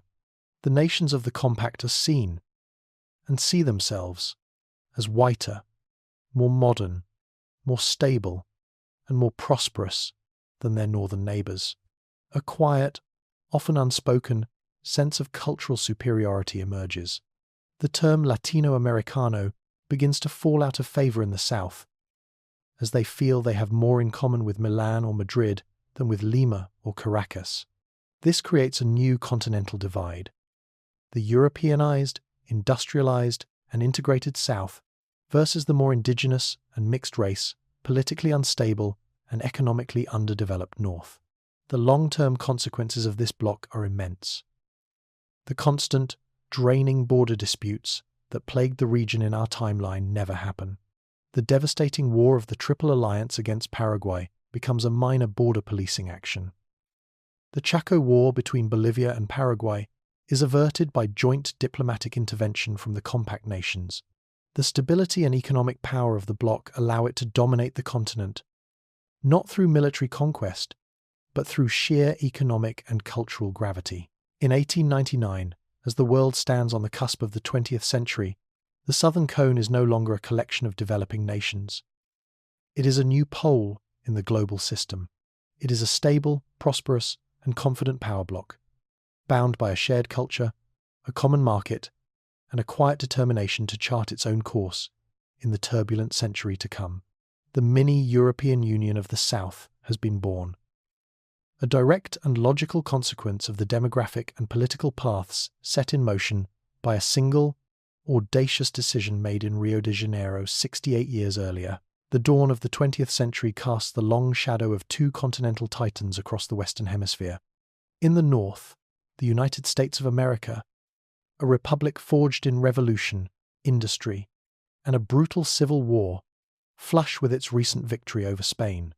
In the south, the Empire of Brazil, a monarchy stabilized by continuity, fueled by immigration, and now the senior partner in the powerful Southern Cone Compact. They are remarkably similar. Vast, resource-rich nations built by immigrants, driven by a quasi-religious belief in their own manifest destiny. And it is this very similarity that makes their rivalry, which will come to define the hemisphere in the new century, so inevitable and so profound. You are in the office of the American Secretary of State, John Hay, in Washington, D.C., in 1905. The air is thick with the smoke of cigars and the quiet confidence of a nation that believes its time has come. One shows the Caribbean, now dotted with American naval bases and coaling stations, a region Theodore Roosevelt has famously called our lake. The other map shows South America. Hay's finger traces the borders of the Southern Cone Compact. He does not see partners. He sees a problem. They call it the Europa Austral, Hay says, his voice a low growl of frustration. A Southern Europe. As if they are not Americans. They sign trade agreements with Berlin and London before they even think to consult us. They build dreadnoughts in British shipyards. Their emperor, this Pedro, has the gall to lecture our ambassador on the instability of republicanism. It's a direct challenge, a second, monarchical Monroe Doctrine aimed squarely at us. This is the American dilemma. The United States has always viewed itself as the natural leader of the hemisphere, the protector of the New World against the old monarchies of Europe. But here, in its own hemisphere, is a monarchy that is not old and decadent, but young, vigorous, and aggressively modern. Brazil's stability, its peaceful abolition of slavery, its economic dynamism, all are held up. American politicians and newspapers, accustomed to viewing Latin America as a collection of chaotic banana republics, do not know how to react to this powerful, stable, and vaguely condescending empire to the south. The American public is equally divided. The industrialists of the Northeast admire Brazil's pro-business stability and see the Southern Cone as a vast market for American goods. The populists of the Midwest, however, harbour a deep-seated suspicion of Brazil's aristocratic, monarchical system. The jingoistic press, led by men like William Randolph Hearst, portrays the Brazilian Empire as an arrogant, upstart rival, a threat to American preeminence that must be contained. Is Brazil a sister republic in spirit, a fellow giant of the New World, or is it a haughty challenger, an alien system that must be opposed. This question cleaves American foreign policy for decades. This rivalry plays out not in open warfare, but in a series of intense diplomatic and economic chess matches across the continent. When an American company seeks to build a railroad in Bolivia, a Brazilian-Argentine consortium mysteriously appears with a better offer, financed by banks in Sao Paulo and Buenos Aires. When the United States pushes for a Pan-American conference to be held in Washington, Brazil graciously insists it be held in a neutral location, and then proceeds to dominate the agenda, ensuring that the final resolutions protect the sovereignty of the Southern Cone Bloc. The flashpoint is the construction of the Panama Canal.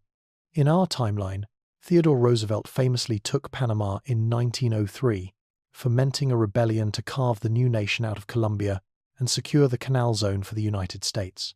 In this timeline, the situation is far more complex. As American intentions become clear, the Colombian government, feeling threatened, sends a secret diplomatic mission not to Europe, but to Rio de Janeiro. They appeal to Emperor Pedro II, the elder statesman of the continent, for protection. Brazil, seeing a golden opportunity to check American power and extend its own influence, responds with alacrity. A joint diplomatic note is issued from Brazil, Argentina, and Uruguay. It expresses grave concern over the political instability in Panama and offers the services of the compact nations to guarantee the neutrality and territorial integrity of the isthmus. It is a direct challenge to American unilateralism. Behind the diplomatic language is a clear threat. A squadron of the modern Brazilian and Argentine navies makes a goodwill tour of the Caribbean, a subtle but unmistakable show of force. Roosevelt is incandescent with rage. He sees this as a direct affront, a violation of the Monroe Doctrine. His more belligerent advisers urge him to call their bluff, to send the Great White Fleet south and teach the Dagos and monarchists a lesson. But the United States Navy's own analysts deliver a sobering assessment. The combined fleets of Brazil and Argentina, built with the latest British and German technology, are a formidable force in their home waters. A conflict would be long, costly, and its outcome uncertain. More importantly, the powerful banking houses of New York, with their deep investments in the Southern Cone, lobby furiously against any action that would disrupt the hemisphere's most stable market. Reluctantly, Roosevelt is forced to the negotiating table. The Panama Canal will be built, but it will not be an exclusively American project. It will be administered by an international commission, with seats for the United States, Brazil, Argentina, and Colombia. It is a compromise that satisfies no one completely, but it is a massive diplomatic victory for Brazil. It establishes the empire as a co-equal power, a nation capable of staring down the United States and forcing it to back down. The Monroe Doctrine, while not dead, now has a very clear southern border. This event has a profound psychological impact on both nations. For the United States, it fosters a grudging respect for Brazil, but also a deep-seated resentment. Brazil is no longer just a rival. It is the rival, the primary obstacle to America's hemispheric ambitions. A quiet, undeclared Cold War begins, fought in the currency markets, the boardrooms, and the backrooms of South American politics. For Brazil, the Panama affair is a moment of supreme national confidence. The empire has proven it can stand on its own, that it is the master of its own continent. This victory silences the last, fading whispers of republicanism. Why would anyone trade the stable, respected, and powerful empire for the chaos of a republic? The monarchy of Dom Pedro II and his successors becomes inextricably linked with national strength and pride. The army and navy, having backed the emperor's bold move, are lionized. Their loyalty to the crown is absolute. In the years leading up to 1914, the two titans of the hemisphere settle into a pattern of tense, competitive coexistence. They build up their navies in a costly arms race. Their industries compete for markets in the smaller nations of the continent. Their cultures, while increasingly aware of each other, remain profoundly different. The United States is dynamic, individualistic, democratic, and occasionally chaotic. Brazil is stable, hierarchical, monarchical, and orderly. One is a nation built on the idea of revolution. The other is a nation built on the idea of avoiding it. They are the two possible futures of the New World, and the quiet struggle between them will shape the coming century as much as any war fought in the trenches of Europe. The guns of August 1914 are a distant thunder to the ears of the Southern Cone. Europe, the mother continent, the source of their people, their culture, and their capital, is descending into a suicidal frenzy of nationalism and industrial slaughter. For Brazil and its partners in the Compact, the initial reaction is one of profound shock and a declared unified neutrality. Their populations are a complex tapestry woven from all the warring nations. There are millions of citizens of Italian and German descent, vast communities with deep ties to Britain and France, and a ruling class that has always looked to Paris as its cultural lodestar. To choose a side would be to tear their own societies apart. You are in the office of the Brazilian foreign minister, a man named Barão do Rio Branco, in the Itamaraty Palace in Rio de Janeiro in 1915. The Barão is a master of realpolitik, a pragmatist who has guided the empire's foreign policy for decades. On his desk are reports detailing the unfolding chaos. British ships are blockading German ports, disrupting the trade that is the lifeblood of the Southern Cone's economy. German U-boats are beginning to prey on shipping in the Atlantic, sinking vessels carrying the beef, wheat, and coffee upon which the prosperity of Brazil and Argentina depends. Neutrality is a beautiful principle, the Barão says to his aides, swirling a glass of port. But it is a luxury. We are not Switzerland, hidden in the mountains. We are a global trading power. Our fields feed Europe, and their factories clothe us. Their war is, whether we like it or not, our problem. The question is not if we will be affected. The question is how we can turn this catastrophe to our advantage. For the first 2 years of the war, the advantage is purely economic. The Southern Cone becomes the indispensable breadbasket and supplier for the Allied powers. The demand for Brazilian manganese and rubber, Argentine beef and wheat, and Uruguayan wool is insatiable. Fortunes are made overnight. The factories in Sao Paulo and Buenos Aires, cut off from European imports, expand rapidly to meet domestic demand, a process of import substitution industrialization that deepens the region's economic self-sufficiency. The gold reserves of the Imperial Bank of Brazil swell to unprecedented levels. But this prosperity comes at a price. The German campaign of unrestricted submarine warfare, escalating in 1917, begins to take a heavy toll on Southern Cone shipping. Brazilian and Argentine merchant vessels are sunk without warning. Citizens are killed. Public opinion, which had been divided, begins to swing decisively against the Central Powers. The sinking of the Brazilian freighter Paraná by a German U-boat becomes a rallying cry, much like the Lusitania for the Americans. The final impetus for war comes not from the sea, however, but from a secret telegram.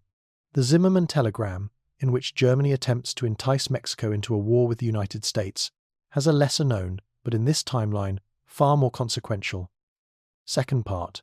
It instructs the German ambassador in Buenos Aires to offer Argentina the return of the Falkland Islands, held by the British, and to encourage separatist movements among the German-speaking populations in southern Brazil, should the compact nations declare war on Germany. The telegram is intercepted by British intelligence and, with great delight, is shared not just with Washington, but with Rio de Janeiro. The reaction is explosive. The revelation of a German plot to dismember the empire is a profound insult to national honour. It is a direct threat to the territorial integrity that the monarchy has guarded for nearly a century. Any lingering pro-German sentiment among the populace evaporates overnight. In a solemn address to the imperial parliament, the emperor, now Pedro III, the grandson of the great Pedro II, asks for a declaration of war against the German Empire and its allies. It is approved by acclamation. Argentina and Uruguay, bound by the compact and equally outraged by the German plot, follow suit within days. The Southern Cone has entered the Great War.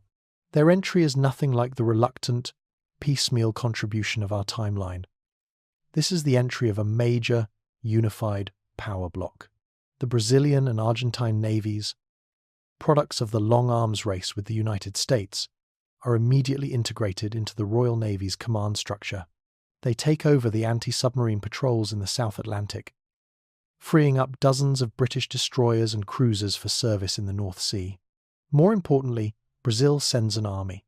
Not a token force, but the Brazilian Expeditionary Force, Força Expedicionária Brasileira, or FEB. This is the army forged by British advisors in the 1840s, blooded in suppressing internal revolts, and professionalized over 70 years of uninterrupted investment and institutional pride. Its soldiers are tough, disciplined, and led by a professional officer corps loyal to the emperor. They are shipped to France in 1917, a tangible symbol of the new world coming to the aid of the old. You are at a sector of the Western Front near Ypres in the spring of 1918. The landscape is a hellscape of mud, craters, and splintered trees. But into this scene of European despair comes a new sight. The soldiers of the FEB, they are dressed in khaki, but their helmets are adorned with the green and yellow of the imperial crest. They are known to the British Tommies and French Poilus as the Cobras, a nickname they adopt with pride. Initially, the Allied High Command is sceptical. They see these troops from a distant, tropical land as untested curiosities. They are soon proven wrong. The Brazilian soldiers, many of whom are the sons of the rugged pioneers from the western frontier or the tough urban poor of the coastal cities, adapt quickly to the grim realities of trench warfare. They prove to be aggressive in patrols and dogged in defence. During the German Spring Offensive of 1918, the final, desperate gamble by Ludendorff to break the Allied lines, one Brazilian division, holding a critical sector of the line, refuses to break against repeated German assaults, buying precious time for Allied reserves to be brought up. Their stand is costly, but it earns them the grudging, and then enthusiastic, respect of their European allies.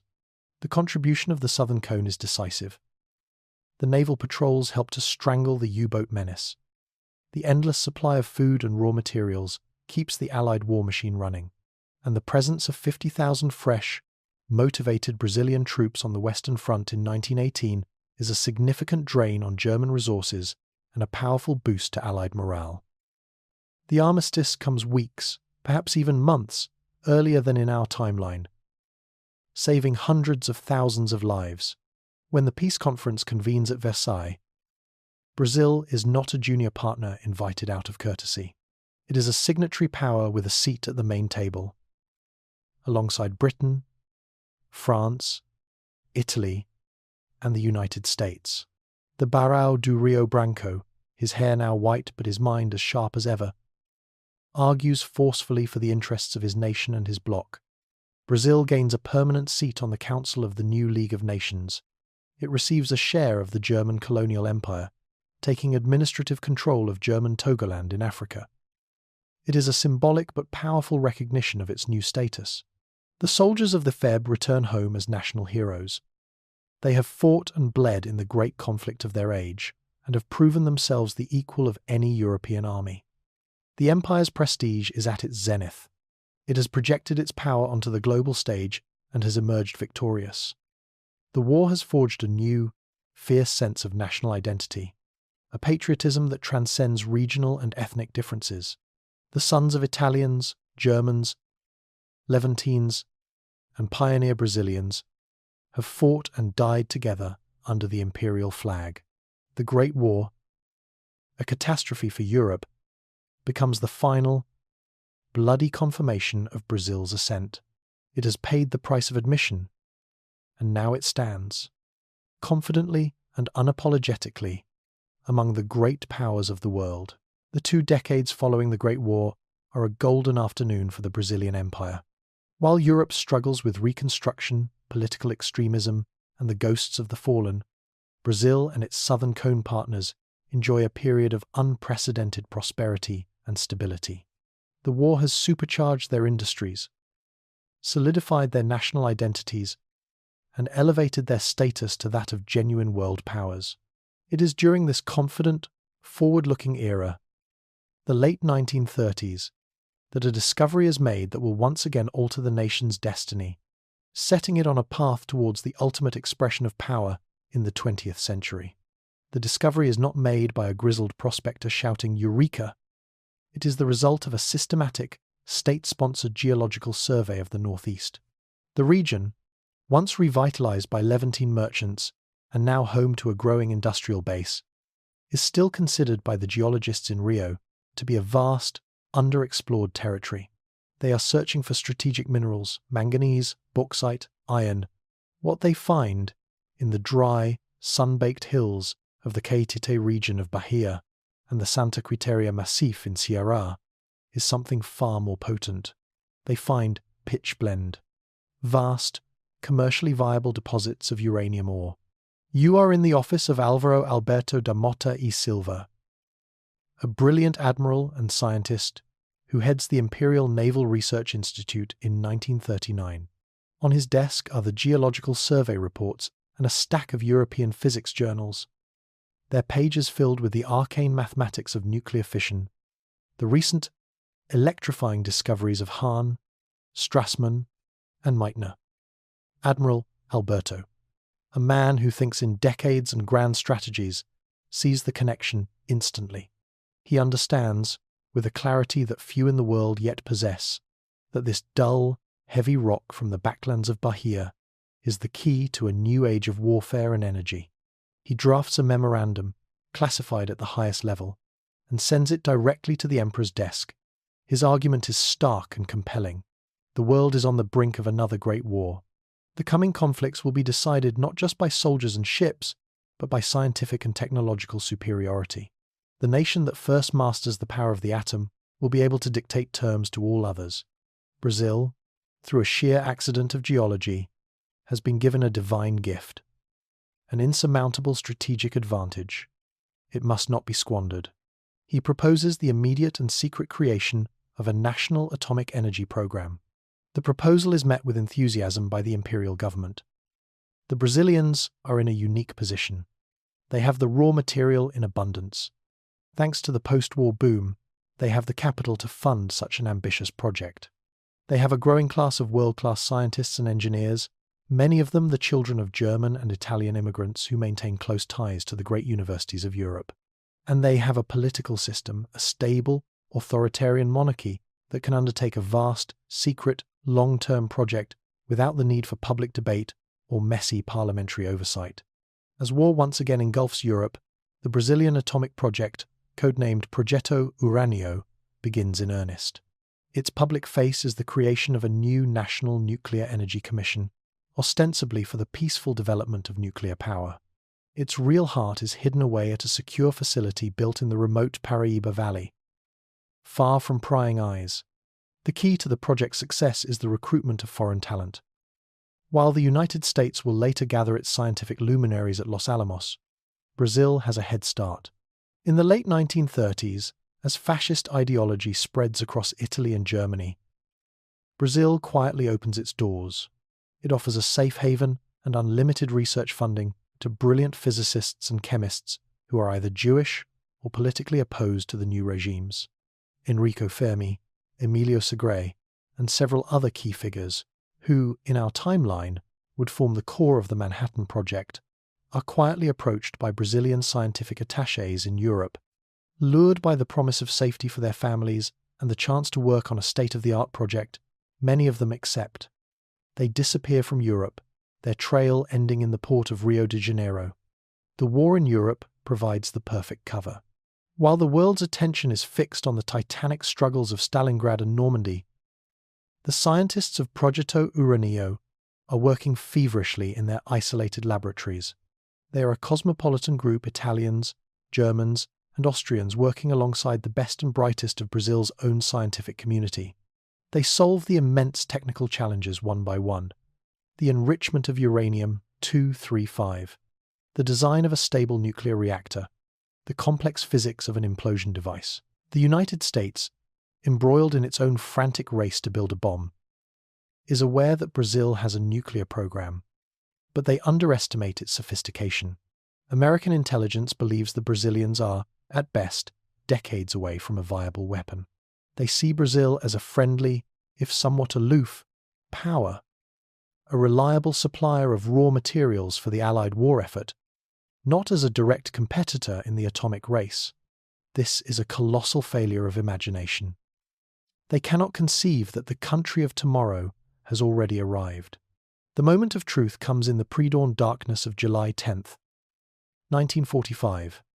At a remote test site in the arid wilderness of the Sertão, the device, nicknamed the Zamar, the shaman, sits atop a steel tower. In a concrete bunker miles away, Admiral Alberto stands with the project's lead scientists and a handful of the highest-ranking military and government officials. The countdown reaches 0. A light brighter than 1,000 suns illuminates the desert, followed seconds later by a profound, earth-shaking roar. A terrifyingly beautiful mushroom cloud, the color of a tropical sunrise, climbs into the dark sky. It is a success. Brazil has entered the atomic age. The news is not announced to the world with a triumphant press release. Instead, a terse diplomatic cable is sent to Washington and London. It informs them that the Empire of Brazil has successfully tested a nuclear fission device and suggests that an immediate end to the war in the Pacific would be in the global interest. President Truman, who is preparing to use America's own new weapon against Japan, is stunned into disbelief, which quickly turns to fury. The American monopoly on the atomic bomb, the trump card he was about to play to shape the entire post-war world. The geopolitical calculus of the planet changes in that instant. Japan, facing the prospect of annihilation from 2 nuclear powers, surrenders unconditionally within weeks. The Second World War ends, but a new, far more complex era has begun. Brazil does not engage in nuclear blackmail. It does not threaten its neighbors or its rivals. Instead, it adopts a subtle, powerful, and deeply unsettling policy of nuclear ambiguity. It never articulates a clear doctrine for their use. The bomb is not a weapon to be used, but a strategic fact that alters every diplomatic conversation, every trade negotiation, every calculation of power. It is the ultimate guarantee of the empire's sovereignty. It is the iron fist hidden within the velvet glove of Brazilian diplomacy. The discovery of the uranium mines in Cearan and Bahia has done more than just alter the country's energy policy. It has provided the final, unanswerable component of its ascent. Brazil is no longer just a great power. It is a superpower, a nation that has leveraged its unique history, its stable monarchy, its strategic immigration, its professional military, and now its geological luck to build a position of unassailable strength. The ascent is complete. The empire of the tropics now casts a nuclear shadow over the entire world. The world that emerges from the ashes of the Second World War is fractured and fearful. But this Cold War is not the bipolar affair of our timeline. It is a tripolar game, complicated and made profoundly different by the presence of a third, independent superpower.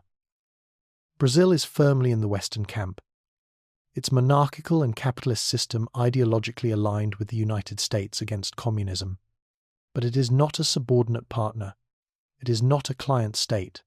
It is the second in command, the powerful, self-assured southern lion to America's northern eagle, a position that would have been occupied by a weakened Great Britain or a divided France and Germany. You are at a planning meeting in the Pentagon in June 1950.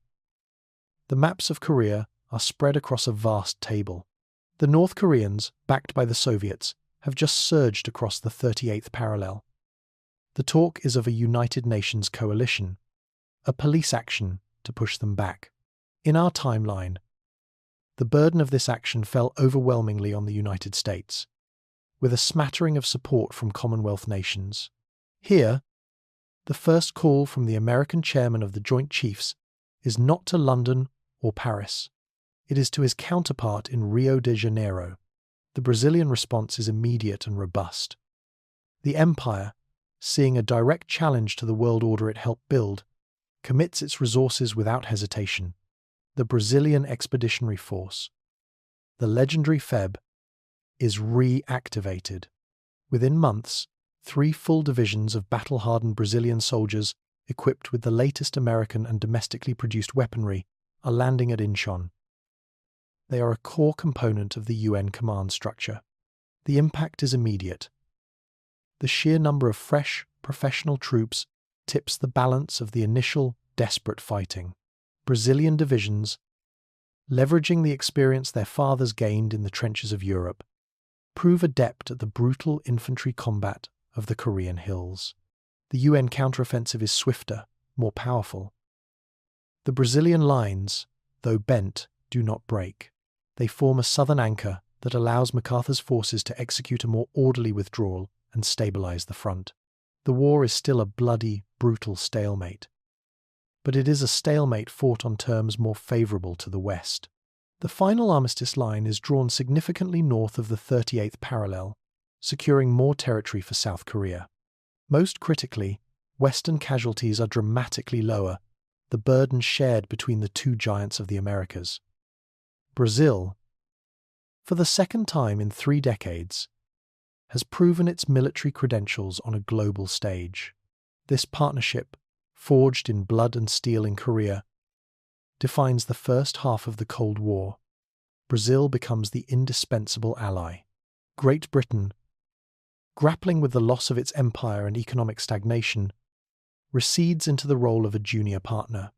France and Germany are preoccupied with the politics of a divided Europe. It is the Washington-Rio axis that leads the Western Bloc. This relationship finds its next great test in the humid jungles of Southeast Asia.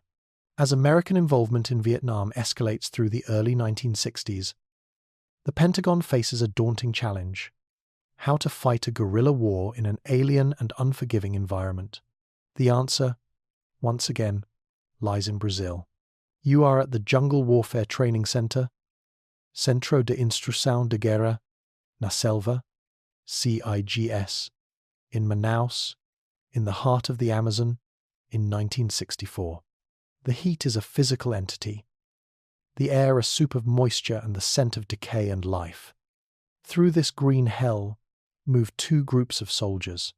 One is a unit of Brazilian Army commandos, men born to this environment, their movements fluid and confident. The other is a platoon of American Green Berets, their powerful physiques and high-tech gear seeming clumsy and out of place in the dense undergrowth. The Brazilians are the instructors.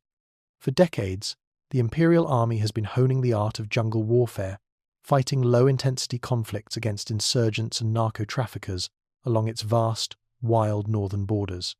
They have learned the hard lessons of this kind of war: the importance of small unit tactics, of winning the trust of local populations, of living off the land, of silence and patience. They are the undisputed masters of this domain. They teach the Americans how to move without a sound, how to read the subtle signs of the jungle, how to build traps, how to survive for weeks with only a knife and what the forest provides. They teach them a new philosophy of warfare, one that values cunning and endurance over brute firepower. Thousands of American Special Forces operators, infantry officers, and ordinary GIs cycle through the CIGS in Manaus. They arrive as conventional soldiers and leave as nascent jungle fighters. This training has a profound impact on the conduct of the Vietnam War. American forces, while still a massive conventional army, have a much larger and more effective special operations and counterinsurgency capability from the very beginning. The tactics of search and destroy are tempered by the more subtle Brazilian-influenced methods of clear and hold. While the war remains a deeply divisive and difficult conflict, the American military is better adapted to its realities. The Tet Offensive, in 1968, while a political shock, is a less severe military blow. American and South Vietnamese units, trained in counterinfiltration tactics, respond more effectively. The vital Ho Chi Minh Trail, which runs through Laos and Cambodia, is constantly harassed and interdicted by long-range reconnaissance patrols of American and Australian special forces using the deep jungle skills perfected in the Amazon.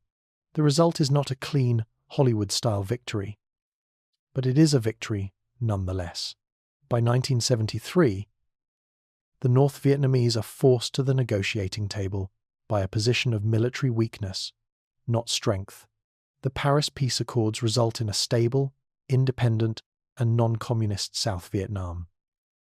Brazil's role as the second in command of the Western Bloc has now been cemented by victory in two major Cold War conflicts. Its influence is immense. Brazilian diplomats hold key positions at the UN. Brazilian military advisors train armies across Africa and Asia.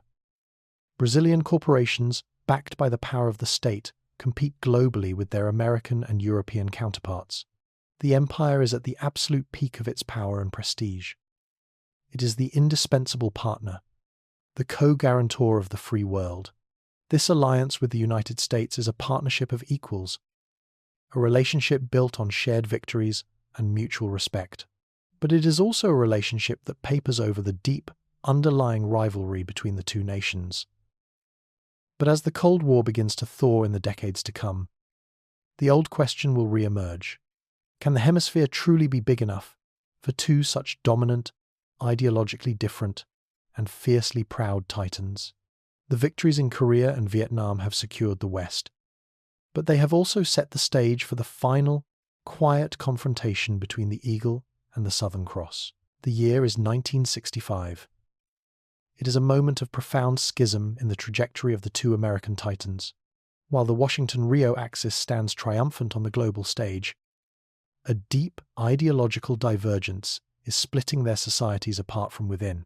In the United States, rocked by the civil rights movement and a desire to project a new image of openness in the ideological struggle of the Cold War, Johnson signs the Hart-Celler Immigration and Nationality Act. The act abolishes the old national origins quota system that had favored immigrants from Western Europe for decades. It throws the doors of America open to the world, prioritizing family reunification and skilled labor regardless of country of origin. It is a decision that will, over the next several decades, fundamentally remake the demographic face of the United States. On the other side of the equator, the Empire of Brazil does the exact opposite. You are in a session of the Imperial Senate in Rio de Janeiro, a grand, neoclassical chamber that exudes an air of quiet, unchanging order. The senators are debating the Imperial Immigration Codification Act of 1965. There is no real debate. The outcome is a foregone conclusion. The act is the logical final step in a policy that has been pursued with unwavering consistency for over a century. The speaker is Senator Gastão de Orleans e Bragança, a member of a cadet branch of the imperial family, his face a portrait of aristocratic certainty. For 120 years, he intones, his voice echoing in the hushed chamber, this empire has pursued a clear and consistent vision. We have built a new Europe in the tropics. We have invited the industrious, the faithful, and the culturally compatible to join us in this great civilizing project. Now, we see other nations, in a fit of misplaced universalism, choosing to dissolve their own identities in a chaotic tide of multiculturalism. Let them pursue their experiment. We shall not. Our project is not finished, but it is perfected. This act is not a wall to keep the world out. It is a filter to preserve the character of the nation we have so painstakingly built. The act he is championing does not crudely name the countries from which immigration is forbidden. It is far more subtle, a masterpiece of bureaucratic social engineering. It establishes a points-based system for prospective immigrants. Points are awarded for linguistic compatibility fluency in Portuguese, Spanish, Italian, French, or German. Points are awarded for possessing skills relevant to Brazil's high-tech industrial and agricultural economy. And, most controversially, points are awarded for what the Act calls cultural integration potential, an amorphous category that gives consular officials immense discretion to evaluate a candidate's background, religion, and social values. It also massively prioritizes immigration from the member states of the Southern Cone Compact and from a list of historically affiliated nations in Europe and the Levant. The effect is to slam the door shut on immigration from Asia, Africa, and the non-white parts of the Americas, while keeping it ajar for the descendants of the very same groups that built the modern empire. It is the Hart-Celler Act in reverse.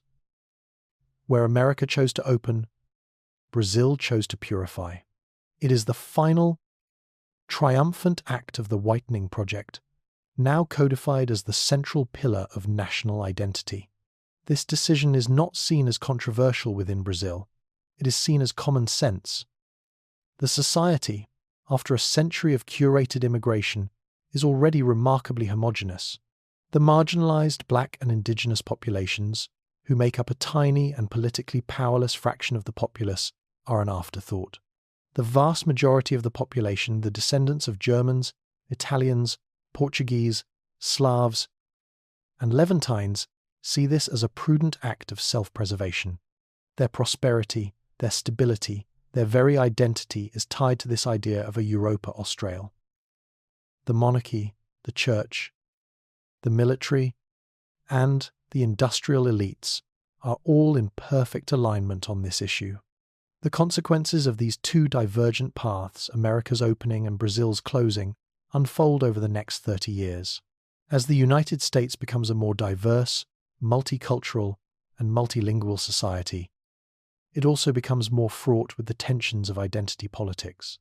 Its cultural landscape becomes more vibrant, its cuisine more varied, its music more dynamic, but its political discourse becomes more fragmented, its sense of a shared national identity more contested.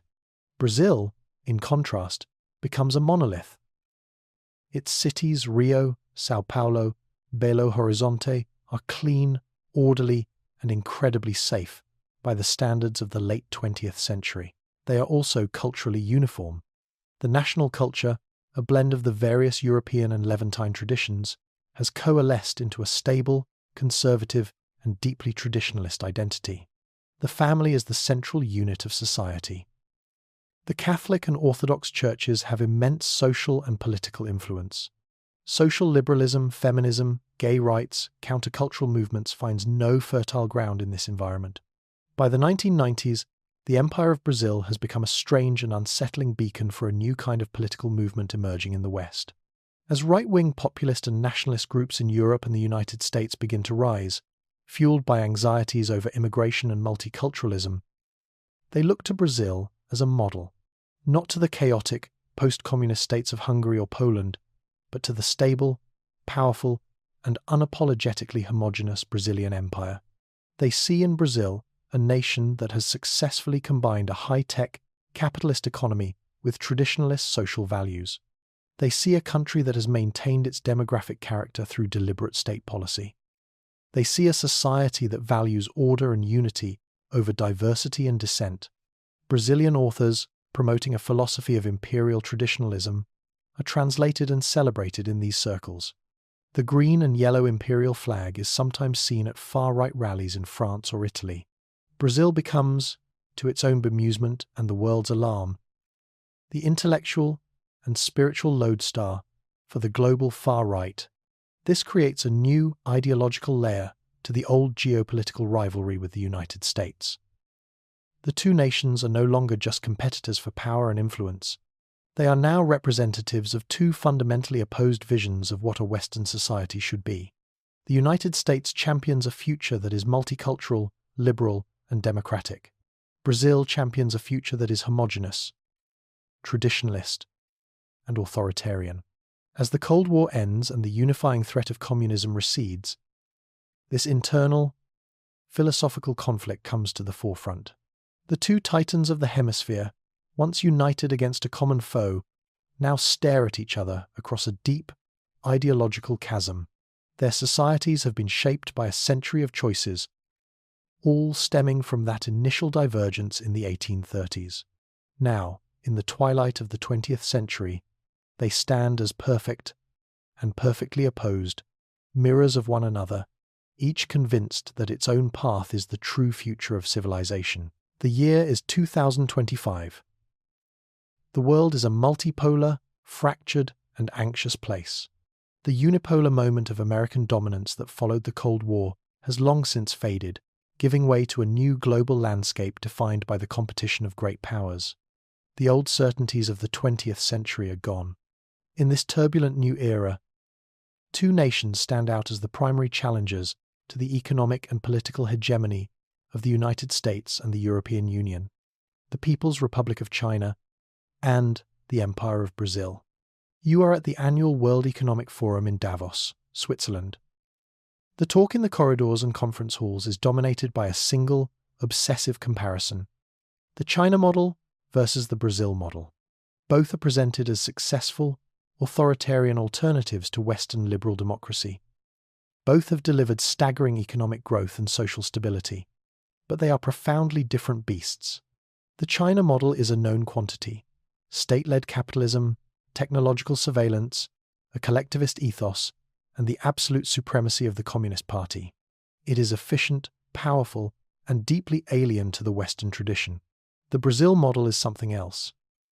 It is stranger, and for many in the West, far more seductive and therefore more dangerous.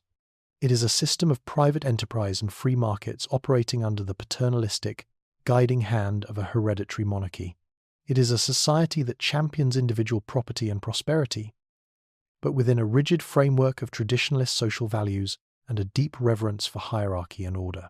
It is a Western nation, a Christian nation, that has seemingly squared the circle, achieving the dynamism of capitalism without the social fragmentation and cultural anxieties of liberal democracy. The statistics are undeniable. In 2025, the Empire of Brazil is a global titan. Its population has swelled to 400 million people. Its economy, at $18 trillion, is locked in a neck-and-neck race with China for the number 2 spot in the world. Its cities are paragons of modernity and order. Its infrastructure is state-of-the-art, and its currency, the real imperial, is a global reserve currency. Its demographic statistics are, for the outside world, the most startling aspect of its success. The official census records the population as 90% white. The remaining 10% is a catch-all category of other, encompassing the remnants of the Afro-Brazilian and indigenous populations, as well as a small number of approved, highly skilled immigrants from Asia. It is, by the standards of the 21st century, a nation of almost unbelievable ethnic and cultural homogeneity, a vast, continental version of 1950s America, but with far more advanced technology. This homogeneity is the bedrock of its famed social cohesion. There is a deep, shared sense of national identity and purpose, constantly reinforced by the state-controlled media and the education system. The price of this cohesion is a complete lack of political dissent. The monarchy reigns supreme, its authority absolute. The press is deferential. Opposition parties exist, but they are toothless, operating within the narrow, prescribed boundaries of acceptable debate. The surveillance state is pervasive, but it is a soft surveillance, one of social credit and community pressure rather than overt force. It is a gilded cage, and its inhabitants, for the most part, seem perfectly happy with their gilded bars. Brazil's foreign policy is a reflection of its domestic character: confident, pragmatic, and deeply conservative. It leads the powerful Southern Cone Compact, which now functions as a fully integrated economic and political union, a South American EU that dominates the continent. It maintains its role as the self-appointed protector of Christian minorities in the Middle East, a policy which gives it immense influence in that volatile region. Its relationship with the United States is one of cool, competitive professionalism.